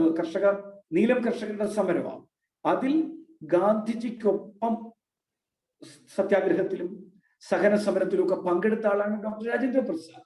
അതുകൊണ്ടാണ് അദ്ദേഹത്തെ ബീഹാർ ഗാന്ധി എന്ന് വിളിക്കുന്നത്. ഇങ്ങനെ നമുക്ക് കണക്ട് ചെയ്യാൻ പറ്റും, അല്ലേ? അപ്പൊ സ്വാഭാവികമായിട്ടും ചമ്പാരൻ മൂവ്മെന്റ് എന്താണ്? അങ്ങനെ നമുക്ക് നോളജിനെ ഒന്നിൽ നിന്നൊന്നിലേക്ക് കൊരുത്തിട്ട് പോകാൻ കഴിയണം. അവിടെ നമുക്ക് ഏതെങ്കിലും ഒരു നോളജിന്റെ ഒരു ബാരിയേഴ്സ് നമ്മൾ ബ്രേക്ക് ചെയ്യും. അവിടെ നമുക്ക് ഹിസ്റ്ററി ഇല്ല, ജോഗ്രഫി ഇല്ല. അപ്പൊ ചമ്പാരൻ എവിടെയാ? ചമ്പാരൻ എന്ന് പറഞ്ഞ സ്ഥലം എവിടെയാ? ഇറ്റ്സ് ഇൻ, പറയൂ, ചമ്പാരൻ എവിടെയാ? ചോദിക്കാൻ ഞാൻ, പറയൂ. ബീഹാർ. ബീഹാറിലാണ് ചമ്പാരൻ. അപ്പൊ ബീഹാർ എന്നാണോ ശരിയായ പ്രയോഗം? ബീഹാർ എന്നാണോ?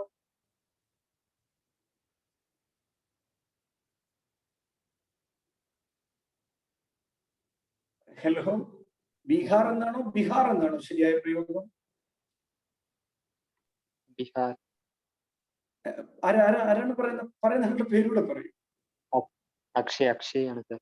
അക്ഷയ് ബീഹാർ ആണോ ബീഹാർ? ബീഹാറിനല്ലേ സാർ പറയാ? അങ്ങനെ പറയാൻ കാരണം എന്താ അക്ഷയ്?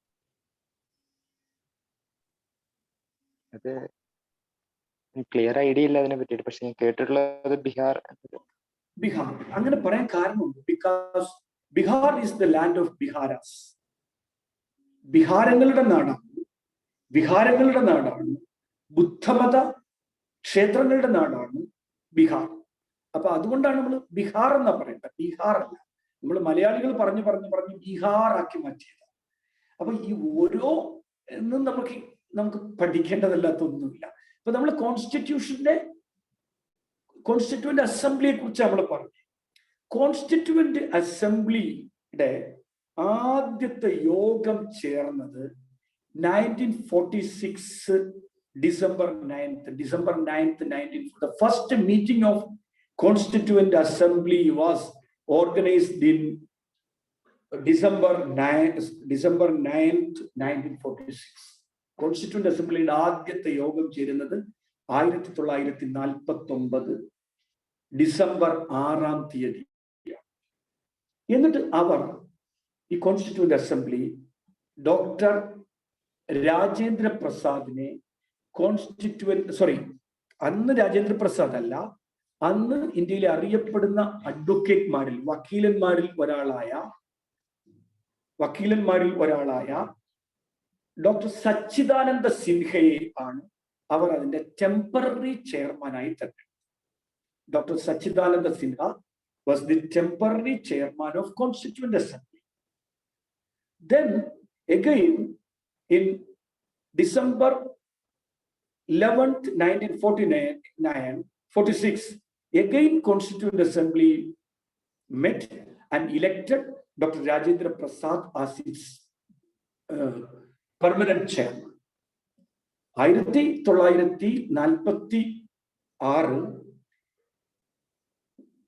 ഡിസംബർ 9-ാം തീയതിയാണ് കോൺസ്റ്റിറ്റ്യൂവന്റ് അസംബ്ലിയുടെ ആദ്യ യോഗം നടക്കുന്നത്. അന്ന് ഡോക്ടർ രാജേന്ദ്ര പ്രസാദിനെ ഡോക്ടർ സച്ചിദാനന്ദ സിൻഹയെ കോൺസ്റ്റിറ്റ്യൂവന്റ് അസംബ്ലിയുടെ താൽക്കാലിക ചെയർമാനായി തെരഞ്ഞെടുത്തു. തുടർന്ന് 1946 ഡിസംബർ 11-ാം തീയതി കോൺസ്റ്റിറ്റ്യൂവന്റ് അസംബ്ലി വീണ്ടും ചേരുകയും കോൺസ്റ്റിറ്റ്യൂവന്റ് അസംബ്ലിയുടെ സ്ഥിരം ചെയർമാനായി ഡോക്ടർ രാജേന്ദ്ര പ്രസാദിനെ തെരഞ്ഞെടുക്കുകയും ചെയ്തു. ഈ എങ്ങനെയായിരുന്നു കോൺസ്റ്റിറ്റ്യൂവന്റ് അസംബ്ലിയിലേക്ക് ആളുകളെ തെരഞ്ഞെടുത്തത് എന്നത് നിങ്ങൾക്ക് അറിയുമോ? കോൺസ്റ്റിറ്റ്യൂവന്റ് അസംബ്ലിയിലേക്ക് ആളുകളെ തെരഞ്ഞെടുത്തത് ഇലക്ഷനിലൂടെ ആയിരുന്നില്ല. പകരം നമ്മൾ ഇപ്പോൾ ഉപയോഗിക്കുന്ന തെരഞ്ഞെടുപ്പ് സമ്പ്രദായമായ കേവല ഭൂരിപക്ഷ സമ്പ്രദായം അഥവാ സിമ്പിൾ മെജോറിറ്റി സിസ്റ്റത്തിലൂടെ ആയിരുന്നില്ല ആളുകളെ തെരഞ്ഞെടുത്തത്. പകരം നമ്മൾ രാജ്യസഭയിലെ തെരഞ്ഞെടുപ്പിനും പ്രസിഡന്റ് തെരഞ്ഞെടുപ്പിനും ഉപയോഗിക്കുന്ന ആനുപാതിക പ്രാതിനിധ്യ system, proportional representation system, PR system നമ്മൾ പറയും. അത് നമുക്ക് പിന്നീട് എന്താണെന്ന് വിശദമായി പറയാം. ഈ പ്രൊപ്പോർഷണൽ റെപ്രസെന്റേഷന്റെ അടിസ്ഥാനത്തിൽ, ആനുപാതിക പ്രാതിനിധ്യത്തിന്റെ അടിസ്ഥാനത്തിലാണ് കോൺസ്റ്റിറ്റ്യൂവന്റ് അസംബ്ലിയിലേക്കുള്ള ആളുകളെ തെരഞ്ഞെടുത്തത്. ഇപ്പോൾ അന്ന് നമുക്കറിയാം, അന്ന് ഉണ്ടായിരുന്ന നാട്ടുരാജ്യങ്ങൾ, പ്രിൻസിലി സ്റ്റേറ്റ്സ് ഉണ്ടായിരുന്നു, പിന്നെ ബ്രിട്ടീഷ് പ്രൊവിൻസസ് ഉണ്ടായിരുന്നു. അപ്പൊ ഇവിടെ നിന്നുള്ള ആളുകളെ ജനസംഖ്യ അനുപാതികമായിട്ടാണ് തെരഞ്ഞെടുത്തത്. അപ്പൊ ജനസംഖ്യ അനുപാതികമായി തെരഞ്ഞെടുക്കുമ്പോൾ മുസ്ലിങ്ങൾക്ക്, സിഖുകാർക്ക്, ക്രിസ്ത്യാനികൾക്ക്, SC ST വിഭാഗത്തിന് എന്നൊക്കെയുള്ള നിലയിൽ മതപരമായ പരിഗണനകൾ വെച്ചുകൊണ്ടാണ് കോൺസ്റ്റിറ്റ്യൂവന്റ് അസംബ്ലിയിലേക്കുള്ള ആളുകളെ തെരഞ്ഞെടുത്തത്. അത് അന്ന് സിമ്പിൾ മെജോറിറ്റി സിസ്റ്റം അല്ല, ആനുപാതിക പ്രാതിനിധ്യ വ്യവസ്ഥയുടെ അടിസ്ഥാനത്തിലാണ്. ഈ കോൺസ്റ്റിറ്റ്യൂവന്റ് അസംബ്ലി പ്രധാനമായും 10 സബ് കമ്മിറ്റികളും തെരഞ്ഞെടുത്തു. കോൺസ്റ്റിറ്റ്യൂവന്റ് അസംബ്ലി എന്ന് പറയുന്ന വലിയൊരു ബോഡിയാണ്. ആ വലിയ ഒരു ബോഡിയിൽ നിന്ന് അതിൽ നിന്ന് സബ് കമ്മിറ്റികളെ 10 കമ്മിറ്റികളെയാണ് തെരഞ്ഞെടുക്കുന്നത്. പ്രധാനമായും 10 കമ്മിറ്റീസ്. അതിൽ ആ 10 കമ്മിറ്റികൾ, ആ 10 കമ്മിറ്റീസ് 10 വിഷയങ്ങൾക്ക് വേണ്ടിയിട്ടുള്ള 10 കമ്മിറ്റികൾ ഉണ്ടായിരുന്നു. അതിന്റെയൊക്കെ നേതാക്കന്മാർ, ആ 10 കമ്മിറ്റികളുടെയും ലീഡേഴ്സ്, ഇന്ത്യയിലെ പ്രൊമിനന്റ് ആയിട്ടുള്ള ലീഡേഴ്സ് ആയിട്ടുള്ള ജവഹർലാൽ നെഹ്റു, സർദാർ പട്ടേൽ, രാജേന്ദ്ര പ്രസാദ്, മൗലാന ആസാദ്, ഡോക്ടർ അംബേദ്കർ തുടങ്ങിയ ആളുകളായിരുന്നു. ആ കമ്മിറ്റികൾ ഏതൊക്കെയാണെന്ന് ഞാനൊന്ന് പറയാം. ഒന്ന് റൂൾസ് കമ്മിറ്റി, റൂളുകളുമായി ബന്ധപ്പെട്ട committee. 2 steering committee. 3 draft committee. 4 States committee. 5 union power committee. 6 finance and staff committee. 7 translation committee. 8 advisory committee. 9 union constitution committee. 10 provincial constitution committee. ഇങ്ങനെ 10 കമ്മിറ്റികളെയാണ് ഈ കോൺസ്റ്റിറ്റ്യൂവന്റ് അസംബ്ലി തെരഞ്ഞെടുത്തത്. അതിലെ ഏറ്റവും സുപ്രധാനമായ കമ്മിറ്റിയുടെ പേര് നിങ്ങൾക്കറിയാം. ഞാൻ ഈ പറഞ്ഞതിലെ ഏറ്റവും സുപ്രധാനമായ committee, which is the most important committee in Constituent Assembly, which one is the most important committee in Constituent Assembly? ഏതായിരുന്നു Constituent Assembly ഏറ്റവും പ്രധാനപ്പെട്ട committee? Among these 10 committees, which one is the most significant committee in the constitution making of India? Drafting committee. Which one? Drafting committee. ആ drafting കമ്മിറ്റിയുടെ chairman ആരായിരുന്നു? Doctor B R Ambedkar. Doctor B R Bhimrao Ramji Ambedkar. Doctor B R Ambedkar was the chairman of the drafting committee of our constitution. നമ്മുടെ ഭരണഘടനയുടെ drafting കമ്മിറ്റിയുടെ chairman doctor B R Ambedkar ആയിരുന്നു. അപ്പോ നമുക്ക്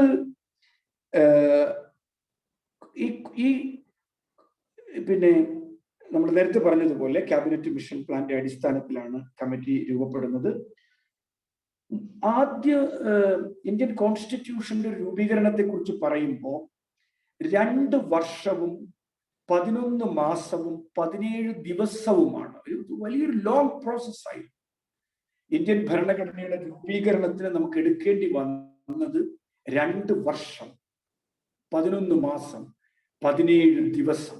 അങ്ങനെ വലിയൊരു അധികം പീരീഡിൽ നടന്നൊരു പ്രോസസ്സിലൂടെയാണ് നമ്മൾ ഈ കോൺസ്റ്റിറ്റ്യൂഷൻ രൂപീകരിക്കുന്നത്. അപ്പോ കോൺസ്റ്റിറ്റ്യൂഷന്റെ ചർച്ചകൾ നടന്ന ഡിസ്കഷൻസ് തന്നെ നമുക്ക് ഒരു റൂമിൽ കൊള്ളുന്നതിന്റെ അത്രയും പുസ്തകങ്ങൾ ഉണ്ടാവും. കോൺസ്റ്റിറ്റ്യൂഷൻ മേക്കിങ്ങുമായി ബന്ധപ്പെട്ട് നടന്ന ഡിസ്കഷൻസും ഡെലിബറേഷൻസും നമ്മൾ ക്രോഡീകരിച്ചാൽ വലിയൊരു റൂമിൽ കൊള്ളുന്ന അത്രയും ഡോക്യുമെന്റ്സ് ഉണ്ടാവും. അത്രയധികം ചർച്ചകളാണ് ഓരോ വിഷയത്തിലും നടന്നത്. പ്രിയാമ്പിളിനെ സംബന്ധിച്ച്, മൗലിക fundamental rights, regarding directive principles, right to property, ഓരോ വിഷയത്തെ സംബന്ധിച്ചും ഫണ്ടമെന്റൽ റൈറ്റ്സിലെ ഓരോ റൈറ്റ്സിനെ സംബന്ധിച്ച്, റൈറ്റ് ടു ഫ്രീഡം ഓഫ് റിലിജിയനെ സംബന്ധിച്ച്, റൈറ്റ് ടു കോൺസ്റ്റിറ്റ്യൂഷണൽ റെമഡീസിനെ സംബന്ധിച്ച് ഒക്കെ നടന്ന ഡിസ്കഷൻസ്, അത്രയധികം ആഴമേറിയ ഡിസ്കഷൻസ് ആണ് നടന്നത് കോൺസ്റ്റിറ്റ്യൂവന്റ് അസംബ്ലി. അങ്ങനെ നമുക്ക് ഈ കോൺസ്റ്റിറ്റ്യൂവന്റ് അസംബ്ലിയുടെ അപ്പോ അവിടെ ഒരു വലിയ കാര്യം വരുന്നത്, ഇന്ത്യയുടെ കോൺസ്റ്റിറ്റ്യൂഷൻ, ഈ ഡ്രാഫ്റ്റിംഗ് കമ്മിറ്റി, ഈ കോൺസ്റ്റിറ്റ്യൂഷൻ ഒരു ഉപദേഷ്ടാവ് ഉണ്ടായിരുന്നു, ഒരു അഡ്വൈസർ ഉണ്ടായിരുന്നു. Doctor B N Rau was the advisor of our constituent assembly. Constituent അസംബ്ലിയുടെ അഡ്വൈസറായി, കോൺസ്റ്റിറ്റ്യൂഷണൽ അഡ്വൈസറായി പ്രവർത്തിച്ച ആളാണ് ഡോക്ടർ BN റാവു ആയിരുന്നു നമ്മുടെ കോൺസ്റ്റിറ്റ്യൂഷണൽ അഡ്വൈസറായി പ്രവർത്തിച്ചിരുന്നത്. അപ്പോ നമ്മൾ പറയുന്നത് അങ്ങനെ കോൺസ്റ്റിറ്റ്യൂഷൻ ഈ 2 വർഷവും 11 മാസവും 17 ദിവസവും എടുത്ത് തയ്യാറാക്കിയ കോൺസ്റ്റിറ്റ്യൂഷൻ ആണ് കോൺസ്റ്റിറ്റ്യൂവന്റ് അസംബ്ലിയിൽ അവതരിപ്പിച്ചത്. ഏത് വർഷവും ദിവസവുമാണ്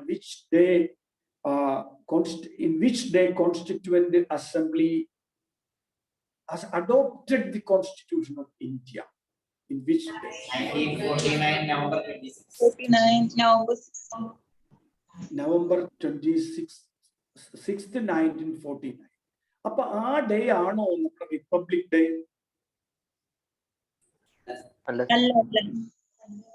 അല്ല. അപ്പൊ നമ്മൾ ഇപ്പൊ അത് എന്ത് ഡേ ആയിട്ടാണ് ഈ November 46 നമ്മൾ സെലിബ്രേറ്റ് ചെയ്യുന്നത്? എന്ത് ഡേ ആയിട്ടാണ്?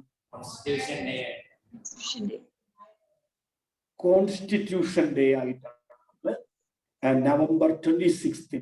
ഇത് നിങ്ങൾക്ക് എവിടെയാണ് നിങ്ങൾ ഈ ടെക്സ്റ്റ് കോൺസ്റ്റിറ്റ്യൂഷനിൽ കേൾക്കുന്നത്? എവിടെയാണ് ഈ ഒരു ടെക്സ്റ്റ് നിങ്ങൾ ഈ November 1946 എന്ന് നിങ്ങൾ കേൾക്കുന്നത്? എവിടെയായിരുന്നു കേട്ടത്? ഇത് കോൺസ്റ്റിറ്റ്യൂഷൻ എവിടെയെങ്കിലും പറയുന്നുണ്ടോ? പ്രിയാമ്പിൾ പറയുന്നുണ്ട്. ആരാ പറഞ്ഞത്? ഇത് പറഞ്ഞത് ആരാ? ജസ്ന പ്രിയാമ്പിൾ അത് പറയുന്നുണ്ടോ?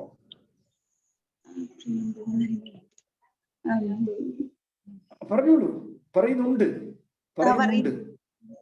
ജസ്നയ്ക്ക് ആ കോൺസ്റ്റിറ്റ്യൂഷന്റെ പ്രിയാമ്പിളിന്റെ ഭാഗം ഒന്ന് വായിക്കാമോ? അറിയാമോ? We the Indian people completed എനിക്കറിയില്ല. ഓക്കെ.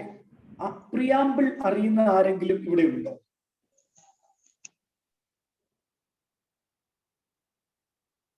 ഇന്ത്യൻ കോൺസ്റ്റിറ്റ്യൂഷന്റെ പ്രിയാമ്പിൾ പറയാവുന്ന ആരെങ്കിലും ഉണ്ടോ?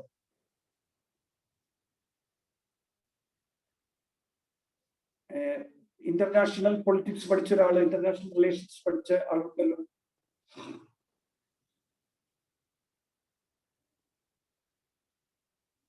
ഓക്കെ. അറിയില്ല സർ. എന്തോ? അറിയില്ല.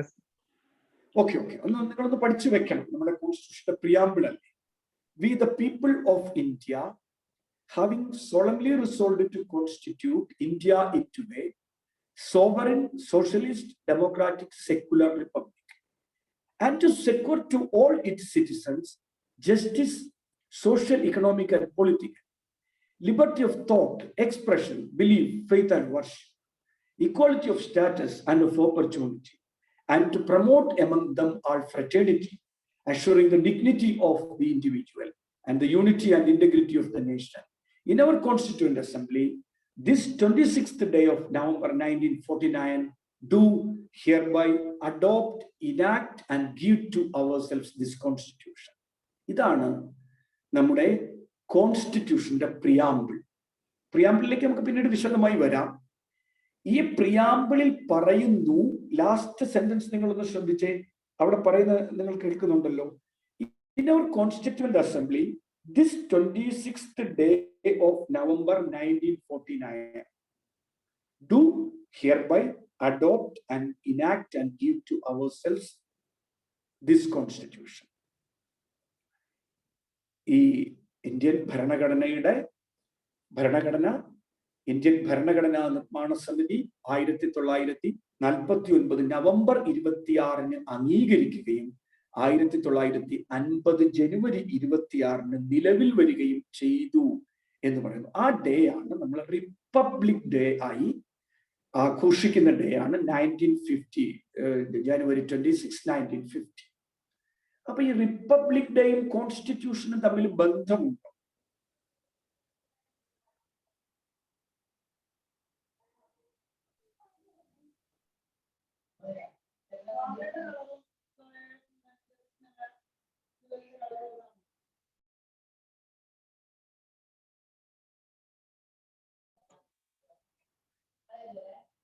ഹലോ. ഈ കോൺസ്റ്റിറ്റ്യൂഷൻ നിലവിൽ വന്നതും റിപ്പബ്ലിക് ഡേയും, അപ്പൊ റിപ്പബ്ലിക് എന്ന വാക്ക് കോൺസ്റ്റിറ്റ്യൂഷൻ നിലവിൽ വന്നതുമായിട്ട് ബന്ധമുണ്ടോ? What's your comment?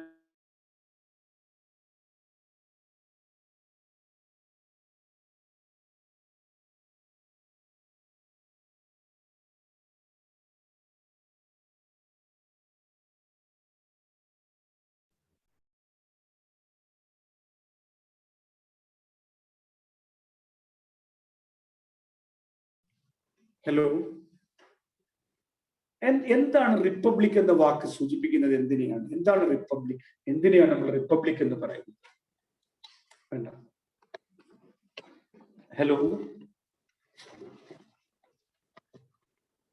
പറയാമോ എന്താണ് republic?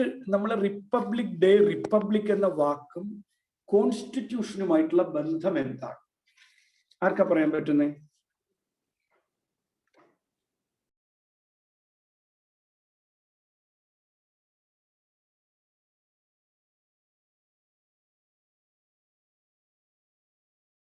Hello, Power to the public, sir. എന്താണ് റിപ്പബ്ലിക്?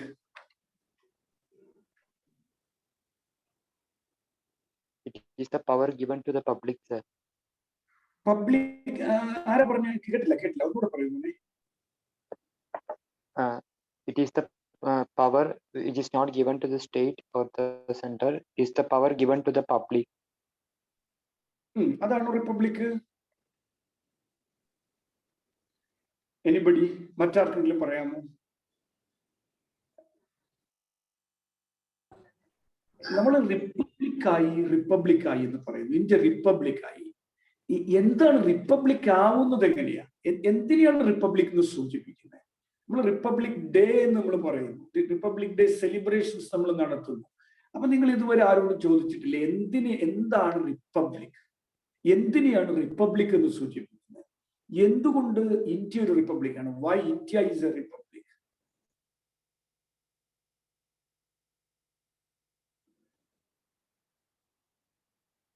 ആർക്കെങ്കിലും പറയാമോ? ഒരു ഗസ് നടത്തൂ, ഒരു വൈൽഡ് ഗസ് നോക്കട്ടെ. സർ, ആ, റെപ്രസെന്റേറ്റീവ്സ് വഴി ഗവേൺ ചെയ്യുന്നു. അതാണ് റിപ്പബ്ലിക്. അപ്പൊ നമുക്ക് ചില വാക്കുകളുടെ പ്രയോഗങ്ങളുടെ കാര്യത്തിൽ നമുക്ക് ചില കോൺസെപ്ച്വൽ ക്ലാരിറ്റി ഉണ്ടാവേണ്ടത്. റിപ്പബ്ലിക് എന്ന ആശയം, റിപ്പബ്ലിക് എന്ന ഐഡിയ സൂചിപ്പിക്കുന്നത് A country having an elected head. The head of the state is an elected person. The head of the state is an elected person is called a republic. Simple ആയി പറഞ്ഞാൽ തെരഞ്ഞെടുക്കപ്പെട്ട ഒരു രാഷ്ട്രത്തലവനുള്ള രാജ്യമാണ് republic. 1950 ജനുവരി 26 നമ്മൾ republic ആയി എന്ന് പറഞ്ഞാൽ അതിന്റെ അർത്ഥം ഇന്ത്യയിൽ തെരഞ്ഞെടുക്കപ്പെട്ട ഒരു രാഷ്ട്രത്തലവനുള്ള രാജ്യമായി നമ്മൾ മാറിയെന്ന.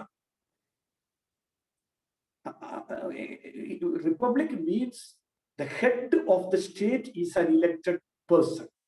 The head of the state, the head of the country, head of the state നമ്മൾ ഉദ്ദേശിക്കുന്ന രാജ്യത്തെ the head of the state is an elected person.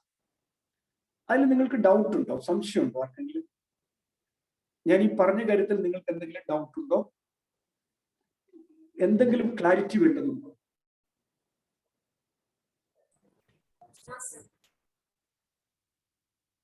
പറയൂ, ചോദ്യങ്ങൾ വരട്ടെ, ചോദ്യങ്ങൾ വരണം. പ്രസിഡന്റ് ഓഫ് ഇന്ത്യയെ എലക്ട് ചെയ്യുന്നത് പാർലമെന്റിന്റെ അവരുടെ ബേസിലല്ലേ വരുന്നത്? അപ്പോ പബ്ലിക് അതിന്. ഓക്കെ, ഇതാരാ ചോദിച്ചത്? ജസ്ന. പക്ഷേ അദ്ദേഹം ഇലക്റ്റഡ് ഹെഡ് അല്ലേ?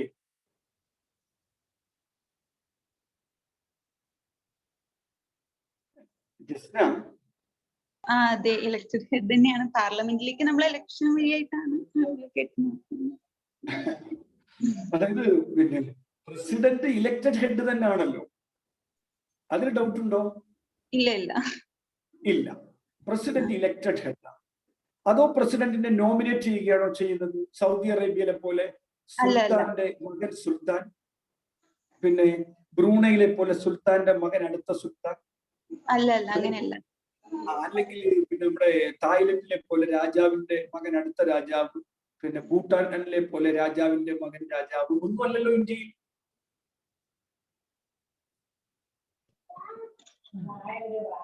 അല്ലേ?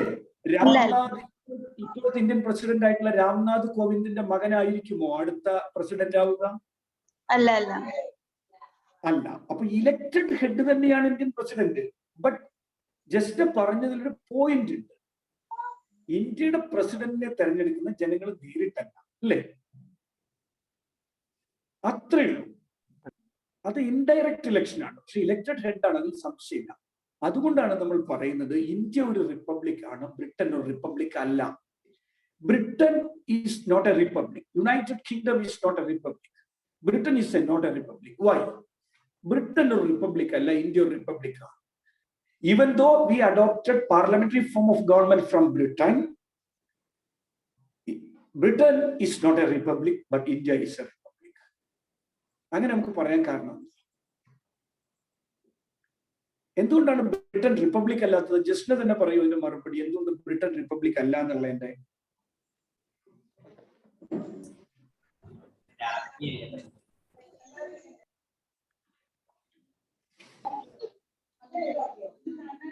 ഹലോ, അറിയില്ല സർ. ഇപ്പൊ ജസ്റ്റ് പറഞ്ഞതാണ് എന്റെ മറുപടി. പാർലമെന്റ് ആണ് ബ്രിട്ടനിലെ കോൺസ്റ്റിറ്റ്യൂഷനെക്കാട്ടിലും പവർ എന്ന് പറയുന്ന പാർലമെന്റിനാണല്ലോ. അപ്പോ പക്ഷേ റിപ്പബ്ലിക് അല്ലാത്തതിന്റെ കാരണം അതാണോ? എലക്റ്റഡ് ആയിട്ടല്ല. സിമ്പിൾ ആണ്. ജസ്റ്റ് ആലോചിച്ച് നോക്കൂ. ബ്രിട്ടനിലെ പ്രസിഡന്റ് ഉണ്ട്. ആരാ ബ്രിട്ടീഷ് പ്രസിഡന്റിന്റെ പേരെന്ന് പറഞ്ഞേ? എനിക്ക് അറിഞ്ഞൂടാ, അതുകൊണ്ടാ ചോദിച്ചത്. ബ്രിട്ടീഷ് പ്രസിഡന്റ് ആരാ?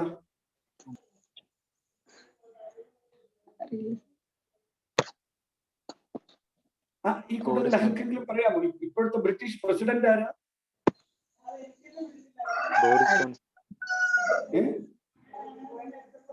ബോറിസ് ജോൺസൺ അല്ലേ sir? Boris Johnson British president ആണ്? അല്ല, പ്രൈം മിനിസ്റ്റർ ആണ്.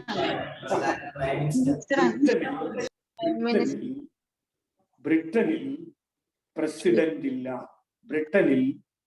ബ്രിട്ടനിലെ ഹെഡ് ഓഫ് ദ സ്റ്റേറ്റ് എന്ന് പറയുന്നത് ബ്രിട്ടീഷ് മൊണാർക്കാണ്, കിങ് ആണ്, ഓർ ക്യൂൻ ആണ്. ഇപ്പോൾ ക്യൂൻ ആണ്, ക്യൂൻ എലിസബത്ത് ആണ്, അല്ലേ? അപ്പൊ ബ്രിട്ടൻ ഒരു റിപ്പബ്ലിക് അല്ല. കാരണം ബ്രിട്ടനിൽ ഒരു ഇലക്റ്റഡ് ആളല്ല അവിടുത്തെ ഭരണാധികാരി, അവിടുത്തെ പ്രസിഡന്റ്. അവിടുത്തെ head of the state is hereditary, not an elected person, a monarch. So Britain is not a republic, India is a republic. അപ്പൊ നമ്മൾ റിപ്പബ്ലിക് ആയത് 1950 ജനുവരി 26 പറയുമ്പോൾ അതിന്റെ മീനിങ് എന്താണെന്ന് വെച്ചാൽ ഒരു തെരഞ്ഞെടുക്കപ്പെട്ട ഭരണാധികാരി രാഷ്ട്രത്തിന്റെ തലവനായ രാജ്യമായി നമ്മൾ മാറി എന്നതാണ്. Are you clear? ക്ലിയർ ആണല്ലോ? ഇനി ആ ഡൗട്ട് വരരുത്. അപ്പോ republic means A country having an elected person as its head is called a republic. അതുകൊണ്ട് US ഒരു റിപ്പബ്ലിക് ആണ്, ഇന്ത്യ ഒരു റിപ്പബ്ലിക് ആണ്, ഫ്രാൻസ് ഒരു റിപ്പബ്ലിക് ആണ്, ചൈന ഒരു റിപ്പബ്ലിക് ആണ്. എന്നാൽ ബ്രിട്ടൻ ഒരു റിപ്പബ്ലിക് അല്ല. കാരണം സൗദി അറേബ്യ ഒരു റിപ്പബ്ലിക് അല്ല, ബ്രൂണൈ ഒരു റിപ്പബ്ലിക് അല്ല. ഇലക്ട് ചെയ്യപ്പെടുന്ന ആൾ രാഷ്ട്രത്തിന്റെ തലവനായിരിക്കുന്ന രാജ്യമാണ് റിപ്പബ്ലിക്. ഇലക്റ്റഡ് പേഴ്സൺ ആയിരിക്കണം. മേ ബി അത് ഇൻഡയറക്റ്റ് ഇലക്ഷൻ ആവാം, ഡയറക്റ്റ് ഇലക്ഷൻ ആവാം, ഏതാണെങ്കിലും. നിങ്ങൾക്ക് കാര്യങ്ങൾ ഫോളോ ചെയ്യാൻ പറ്റുന്നുണ്ടല്ലോ അല്ലേ? ഓക്കെ. നമുക്ക് ഇനി നമ്മളിപ്പോ കോൺസ്റ്റിറ്റ്യൂഷനെ കുറിച്ചാണ് പറഞ്ഞത്, ഫ്രെയിമിംഗ് ഓഫ് കോൺസ്റ്റിറ്റ്യൂഷനെ കുറിച്ച് നമ്മൾ പറഞ്ഞത്. ഇന്ത്യയുടെ കോൺസ്റ്റിറ്റ്യൂഷനെ പലരും കളിയാക്കി ഒരു ബോറോഡ് കോൺസ്റ്റിറ്റ്യൂഷൻ എന്ന് വിളിക്കാറുണ്ട്. Indian constitution is A borrowed constitution. ഒരു കടം കൊണ്ട ഭരണഘടനയാണ് ഇന്ത്യയുടെ ഭരണഘടനയെന്ന് പലരും പറയാറുണ്ട്, വിളിക്കാറുണ്ട്. നിങ്ങൾ കേട്ടിട്ടുണ്ടോ Indian constitution is an example of a borrowed constitution. Substantiate your argument എന്ന് വേണമെങ്കിൽ നിങ്ങൾക്ക് സിവിൽ സർവീസിനോ ഏതെങ്കിലും പരീക്ഷയ്ക്കോടെങ്കിൽ ചോദിക്കാവുന്ന ഒരു ക്വസ്റ്റ്യൻ ആണ്. ഇന്ത്യയുടെ ഭരണഘടന ഒരു ബോറോഡ് കോൺസ്റ്റിറ്റ്യൂഷൻ ആണ്. പലയിടങ്ങളിൽ നിന്നും സ്വീകരിച്ചതെല്ലാം കൂടെ തുന്നിക്കൂട്ടി ഉണ്ടാക്കിയ ഭരണഘടനയാണ്. നിങ്ങൾ യോജിക്കുന്നുണ്ടോ? What's your argument?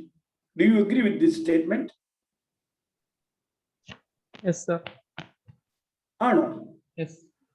ആരാ യെസ് എന്ന് പറഞ്ഞത്? ജോവിനാണ് sir. Jovin, how can you substantiate your argument? അതിലുള്ള പല കാര്യങ്ങളും വേറെ രാജ്യങ്ങളുടെ കോൺസ്റ്റിറ്റ്യൂഷനിൽ നിന്ന് എടുത്താണ്. ഫോർ എക്സാമ്പിൾ ഫണ്ടമെന്റൽ ഡ്യൂട്ടീസ് റഷ്യയിൽ നിന്ന് എടുത്താണ്, ജുഡീഷ്യൽ റിവ്യൂ അമേരിക്കയിൽ നിന്ന് എടുത്താണ്. അങ്ങനെ കുറെ കോൺസെപ്റ്റ്സ് പല രാജ്യങ്ങളിൽ നിന്ന് എടുത്തു. അപ്പൊ അങ്ങനെയാണെങ്കിൽ ഞാൻ ജോബിനോട് ഒരു ഡൗട്ട് ചോദിക്കട്ടെ. നമ്മള് ഈ പിന്നെ ജർമ്മനിയിൽ എന്തെങ്കിലും എടുത്തിട്ടുണ്ടോ? ജർമ്മനിയിൽ നിന്ന് എടുത്തിട്ടുണ്ട്, പക്ഷെ എനിക്ക് എന്താന്ന് ഓർമ്മയില്ല. അപ്പൊ നമ്മള് ബോറോഡ് കോൺസ്റ്റിറ്റ്യൂഷൻ ആണ് എന്ന് പറയാൻ കാരണം നമുക്ക് അത് സബ്സ്റ്റാൻഷിയേറ്റ് ചെയ്യാം. ജോയിൻ പറഞ്ഞു, സബ്സ്റ്റാൻഷിയേറ്റ് ചെയ്യാനുള്ള നമ്മുടെ ആർഗ്യുമെന്റില് ആ ആർഗ്യുമെന്റിനെ സബ്സ്റ്റാൻഷിയേറ്റ് ചെയ്യണമെങ്കിൽ നമ്മൾ ബോറോഡ് പ്രൊവിഷൻസ് ഇന്ത്യയുടെ കോൺസ്റ്റിറ്റ്യൂഷനിൽ ഒരുപാടുണ്ട്. ബോറോഡ് പ്രൊവിഷൻസ് ഉണ്ട്. ഫോർ എക്സാമ്പിൾ, നമ്മൾ ഏറ്റവും കൂടുതൽ ബോറോ ചെയ്ത കോൺസ്റ്റിറ്റ്യൂഷൻ ഏതായിരിക്കും? യു എസ് ആയിരിക്കും നമ്മൾ ഏറ്റവും കൂടുതൽ ബോറോ ചെയ്തത്. ഏറ്റവും കൂടുതൽ ബോറോ ചെയ്ത യു എസ് ആയിരിക്കുമോ? ബ്രിട്ടൻ അല്ലേ? ഏറ്റവും കൂടുതൽ നമ്മൾ ബോറോ ചെയ്തത് ബ്രിട്ടൻ ആയിരിക്കും. കാരണം നമ്മളെ ഭരിച്ചിരുന്ന ബ്രിട്ടനാണ്. സ്വാഭാവികമായിട്ടും നമ്മൾ ഏറ്റവും കൂടുതൽ ബോറോ ചെയ്യാൻ സാധ്യതയും ബ്രിട്ടീഷ് കോൺസ്റ്റിറ്റ്യൂഷൻ ആയിരിക്കുമല്ലോ. ഏറ്റവും കൂടുതൽ ബോറോഡ് പ്രൊവിഷൻസ് നമ്മൾ സ്വീകരിച്ചത് ബ്രിട്ടീഷ് കോൺസ്റ്റിറ്റ്യൂഷനിൽ നിന്നാണ്. ഫോർ എക്സാമ്പിൾ, നമ്മുടെ ഈ പാർലമെന്ററി ഫോം ഓഫ് ഗവൺമെന്റ് അല്ലെ, പാർലമെന്ററി ഫോം ഓഫ് ഗവൺമെന്റ് നമ്മൾ സ്വീകരിച്ചത് ബ്രിട്ടനിൽ നിന്നാണ്. ക്യാബിനറ്റ് സിസ്റ്റം നമ്മൾ സ്വീകരിച്ചത് ബ്രിട്ടനിൽ നിന്നാണ്. Cabinet ministers. Nominal and real executive എന്ന് പറയുന്ന സിസ്റ്റം നമ്മൾ സ്വീകരിച്ചത് ബ്രിട്ടനിൽ നിന്നാണ്. ഇതെന്തൊക്കെയാണ് നമുക്ക് പിന്നീട് പറയാം. ബൈക്കാമറലിസം. എന്താ ബൈക്കാമറലിസം എന്ന് പറഞ്ഞ ആർക്കെങ്കിലും എന്താണെന്നറിയാൻ മനസ്സിലായോ? Upper house, Lok Sabha, anybody? Bicameralism, Lok Sabha, Rajya Sabha, അങ്ങനെ രണ്ട് upper house. Parliament has two houses. If Parliament has two houses, it can be termed as a bicameral form of government. Bicameralism. Then Speaker, Office of Speaker. Then Council of Ministers. A more powerful Lok Sabha, അല്ലെങ്കിൽ lower chamber. More powerful lower chamber. Then rule of law. ഇതെല്ലാം നമ്മൾ സ്വീകരിച്ചത് British constitution. നിയമവാഴ്ച, cabinet system, parliamentary democracy, office of the speaker, bicameralism, two houses. All these provisions are borrowed from British Constitution. US Constitution നമ്മൾ സ്വീകരിച്ച ഘടകങ്ങൾ ഏതൊക്കെയാണ് നിങ്ങൾക്ക് പറയാമോ? Anybody else?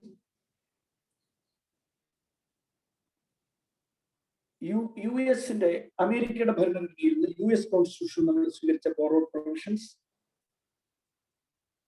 പ്രിയാമ്പിൾ, കോൺസ്റ്റിറ്റ്യൂഷൻ നമ്മൾ നേരത്തെ പറഞ്ഞ ആമുഖം, പ്രിയാമ്പിൾ. ദെൻ ഫണ്ടമെന്റൽ റൈറ്റ്സ്, വളരെ പ്രധാനപ്പെട്ട ഒരു ആശയം. Fundamental rights, we borrowed fundamental rights from US Constitution. Then independence of judiciary, removal of judges of Supreme Court and High Court, the idea of judicial review, function of president, vice president, written constitution. All of these ideas are borrowed from the US Constitution. We borrowed these ideas from US Constitution.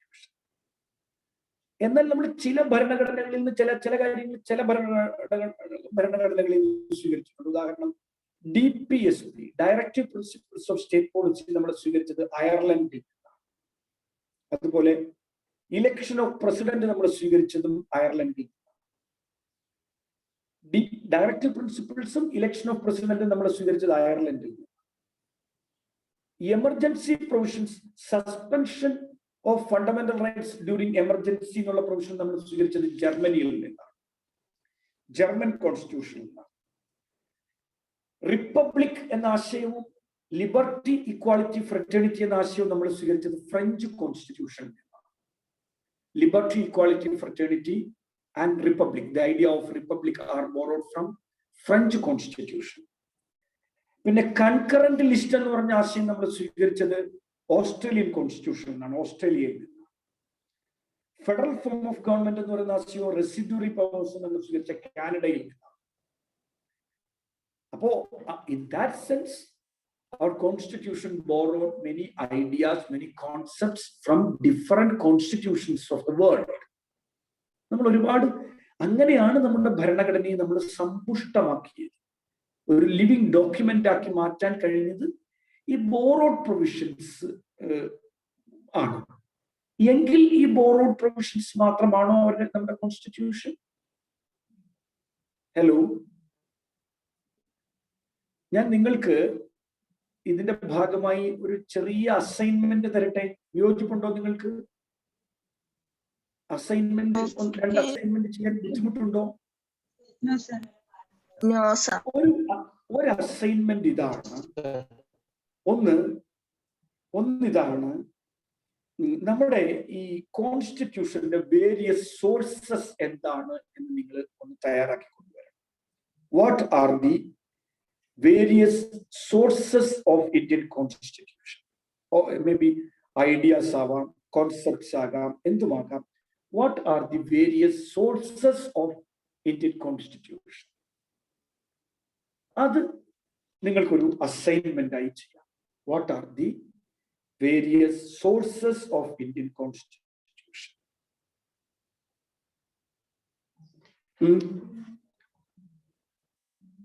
നിങ്ങൾ എഴുതുന്നുണ്ടോ?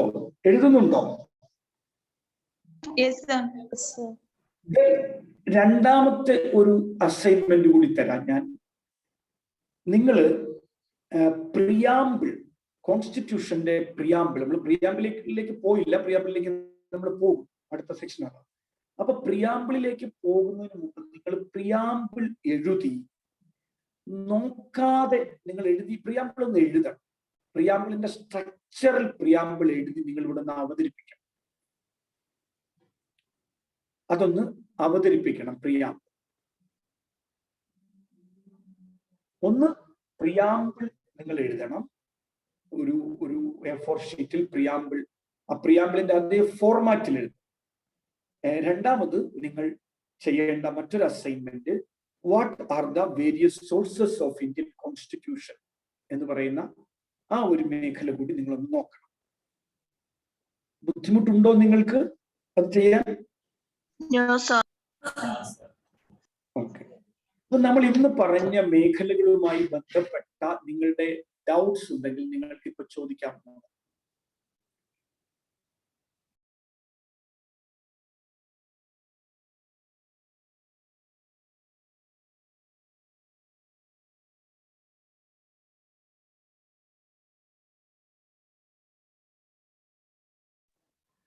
നിങ്ങൾക്ക് ഇന്ന് നമ്മൾ പറഞ്ഞത് നിങ്ങൾക്ക് clear ആയോ? ഇന്ന് നമ്മൾ സംസാരിച്ച ചർച്ച ചെയ്ത ഭാഗങ്ങൾ നിങ്ങൾക്ക് ക്ലാരിറ്റി ഉണ്ടോ?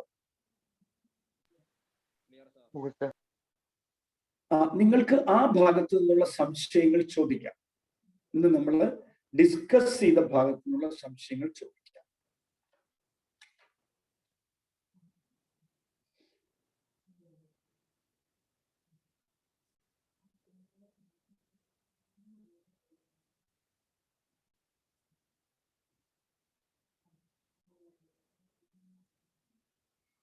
ഹലോ, ഒരു ഡൗട്ട്സും ഇല്ലേ? ഒരു സംശയങ്ങളും ഇല്ലേ ആർക്കും?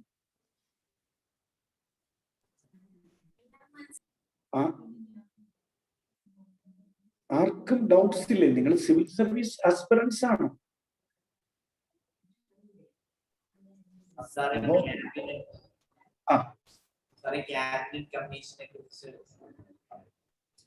ക്യാബിനറ്റ് മിഷൻ പ്ലാൻ അല്ലേ ഞാൻ പറഞ്ഞു?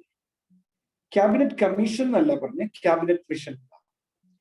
ഈ ക്യാബിനറ്റ് മിഷൻ പ്ലാനിനെ ബ്രിട്ടീഷ് ഗവൺമെന്റ് അപ്പോയിന്റ് ചെയ്യുന്നത് 1946-ലാണ് ഈ ക്യാബിനറ്റ് മിഷൻ എന്ന് പറയുന്ന ക്യാബിനറ്റ് മിഷൻ ഇന്ത്യയിലേക്ക് വരുന്നത്. ആ ക്യാബിനറ്റ് മിഷനിലുള്ള 3 പേർ doctor A V Alexander, Pethick Lawrence, sir Stafford Cripps. ഈ 3 പേരാണ് ക്യാബിനറ്റ് മിഷനിൽ ഇന്ത്യയിലേക്ക് വരുന്നത്. ഈ ക്യാബിനറ്റ് മിഷനാണ് ഇന്ത്യക്ക് ഒരു കോൺസ്റ്റിറ്റ്യൂഷൻ വേണം എന്ന ആശയം ആദ്യമായി അവതരിപ്പിക്കുന്നത്. പെത്വിക് ലോറൻസ്, അതിന് മുമ്പ് തന്നെ ഒരിക്കൽ ക്രിപ്സ് ഇന്ത്യയിൽ വന്നിട്ടുണ്ട്, സ്റ്റഫോർഡ് ക്രിപ്സ്. ഇതിന്റെ ചെയർമാൻ സർ സ്റ്റഫോർഡ് ക്രിപ്സ് ആയിരുന്നു ഈ ക്യാബിനറ്റ് മിഷനിൽ. അപ്പോൾ അവരാണ് ഇന്ത്യയിലേക്ക് വരുന്നതും ഇന്ത്യക്ക് ഒരു കോൺസ്റ്റിറ്റ്യൂഷൻ വേണമെന്ന ആശയം അവതരിപ്പിക്കുന്നത്.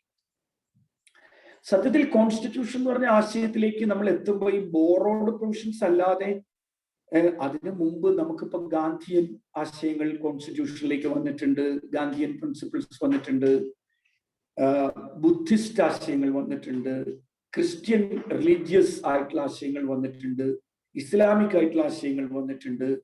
ഇന്ത്യയിൽ പണ്ട് തൊട്ടും നിലനിൽക്കുന്ന റിലീജിയസ് ടോളറൻസിന്റെയും ഒക്കെ ആശയങ്ങൾ വന്നിട്ടുണ്ട്, അഹിംസയുടെ ആശയങ്ങൾ വന്നിട്ടുണ്ട്. അപ്പോ അതുകൊണ്ട് ഇന്ത്യൻ കോൺസ്റ്റിറ്റ്യൂഷൻ ഒരു ബോറോഡ് കോൺസ്റ്റിറ്റ്യൂഷൻ മാത്രമല്ല, ഇന്ത്യൻ ആയിട്ടുള്ള ഇന്ത്യനൈസ്ഡ് ആയിട്ടുള്ള ആശയങ്ങളും നമുക്ക് കോൺസ്റ്റിറ്റ്യൂഷനിൽ നിരവധി കാണാം.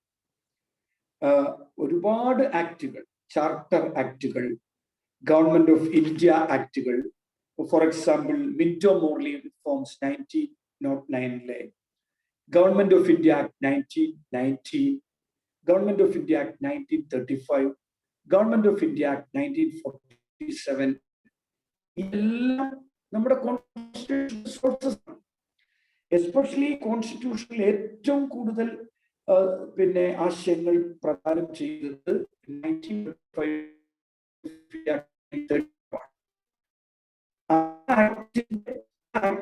ഗവൺമെന്റ് ഓഫ് ആക്ട് ഓർക്കുക, 1919, 1935 and 1947.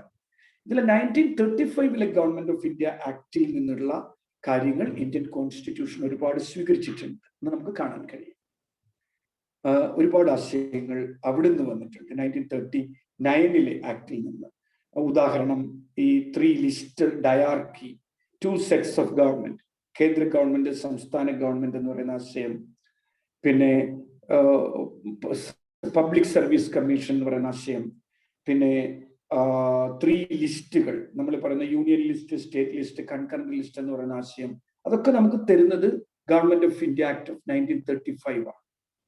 പിന്നെ government of India act of 1947 ഉണ്ട്. 19 government of India act of 1919 ഉണ്ട്. അതിന്റെ വേറൊരു പേര് മൊണ്ടേക് ചെംസ്ഫോർഡ് ആക്ട് എന്നാണ്, 1919. അതിന് മുമ്പ് 1909 മിന്റോ മോർലി റിഫോംസ് വരുന്നത്. ഇതെല്ലാം ഇന്ത്യൻ കോൺസ്റ്റിറ്റ്യൂഷന്റെ സോഴ്സസ് ആണ്. In addition to the borrowed provisions of the constitution, we have to adopt many other government of India acts for the formation of our constitution.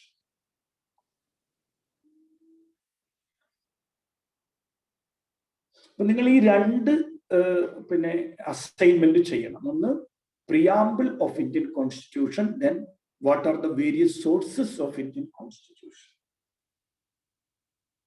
Okay, any doubts, any more doubts? നമ്മൾ ഇനി Indian കോൺസ്റ്റിറ്റ്യൂഷന്റെ ഫീച്ചേഴ്സിലേക്ക് പോയിട്ടില്ല, നമുക്ക് ഫീച്ചേഴ്സിലേക്ക് പോകേണ്ടതുണ്ട്. കോൺസ്റ്റിറ്റ്യൂഷന്റെ ഫീച്ചേഴ്സിലേക്ക് നമുക്ക് പോകേണ്ടതുണ്ട്. Any more doubts?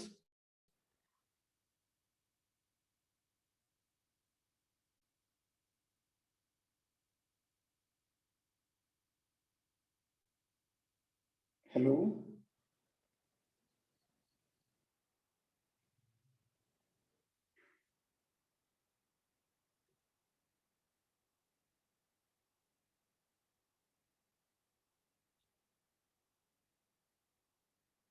പറയൂ. നിങ്ങൾക്ക് എന്തെങ്കിലും ചോദ്യങ്ങൾ ഉണ്ടെങ്കിൽ ചോദിക്കൂ, അതിനുള്ള ടൈമാണ്. This is for questions and answers, this session. വേഗം പറയൂ.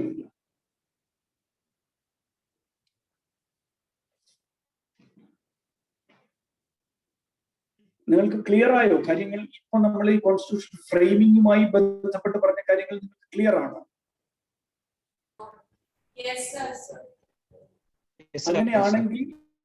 അങ്ങനെയാണെങ്കിൽ നമ്മൾ അടുത്ത ദിവസം നമ്മൾ ഇന്ന് ചോദിച്ച ചോദ്യങ്ങളുമായി ബന്ധപ്പെട്ട ഒരു 50 ഒബ്ജക്റ്റീവ് ടൈപ്പ് ക്വസ്റ്റ്യൻസ് ഒരു ടെസ്റ്റ് പേപ്പർ നമുക്ക് ഇട്ടൂടെ?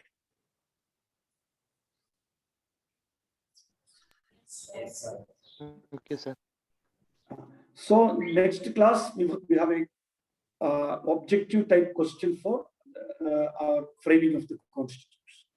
We conduct a multiple choice exam relate to our present topic, framing of our constitution.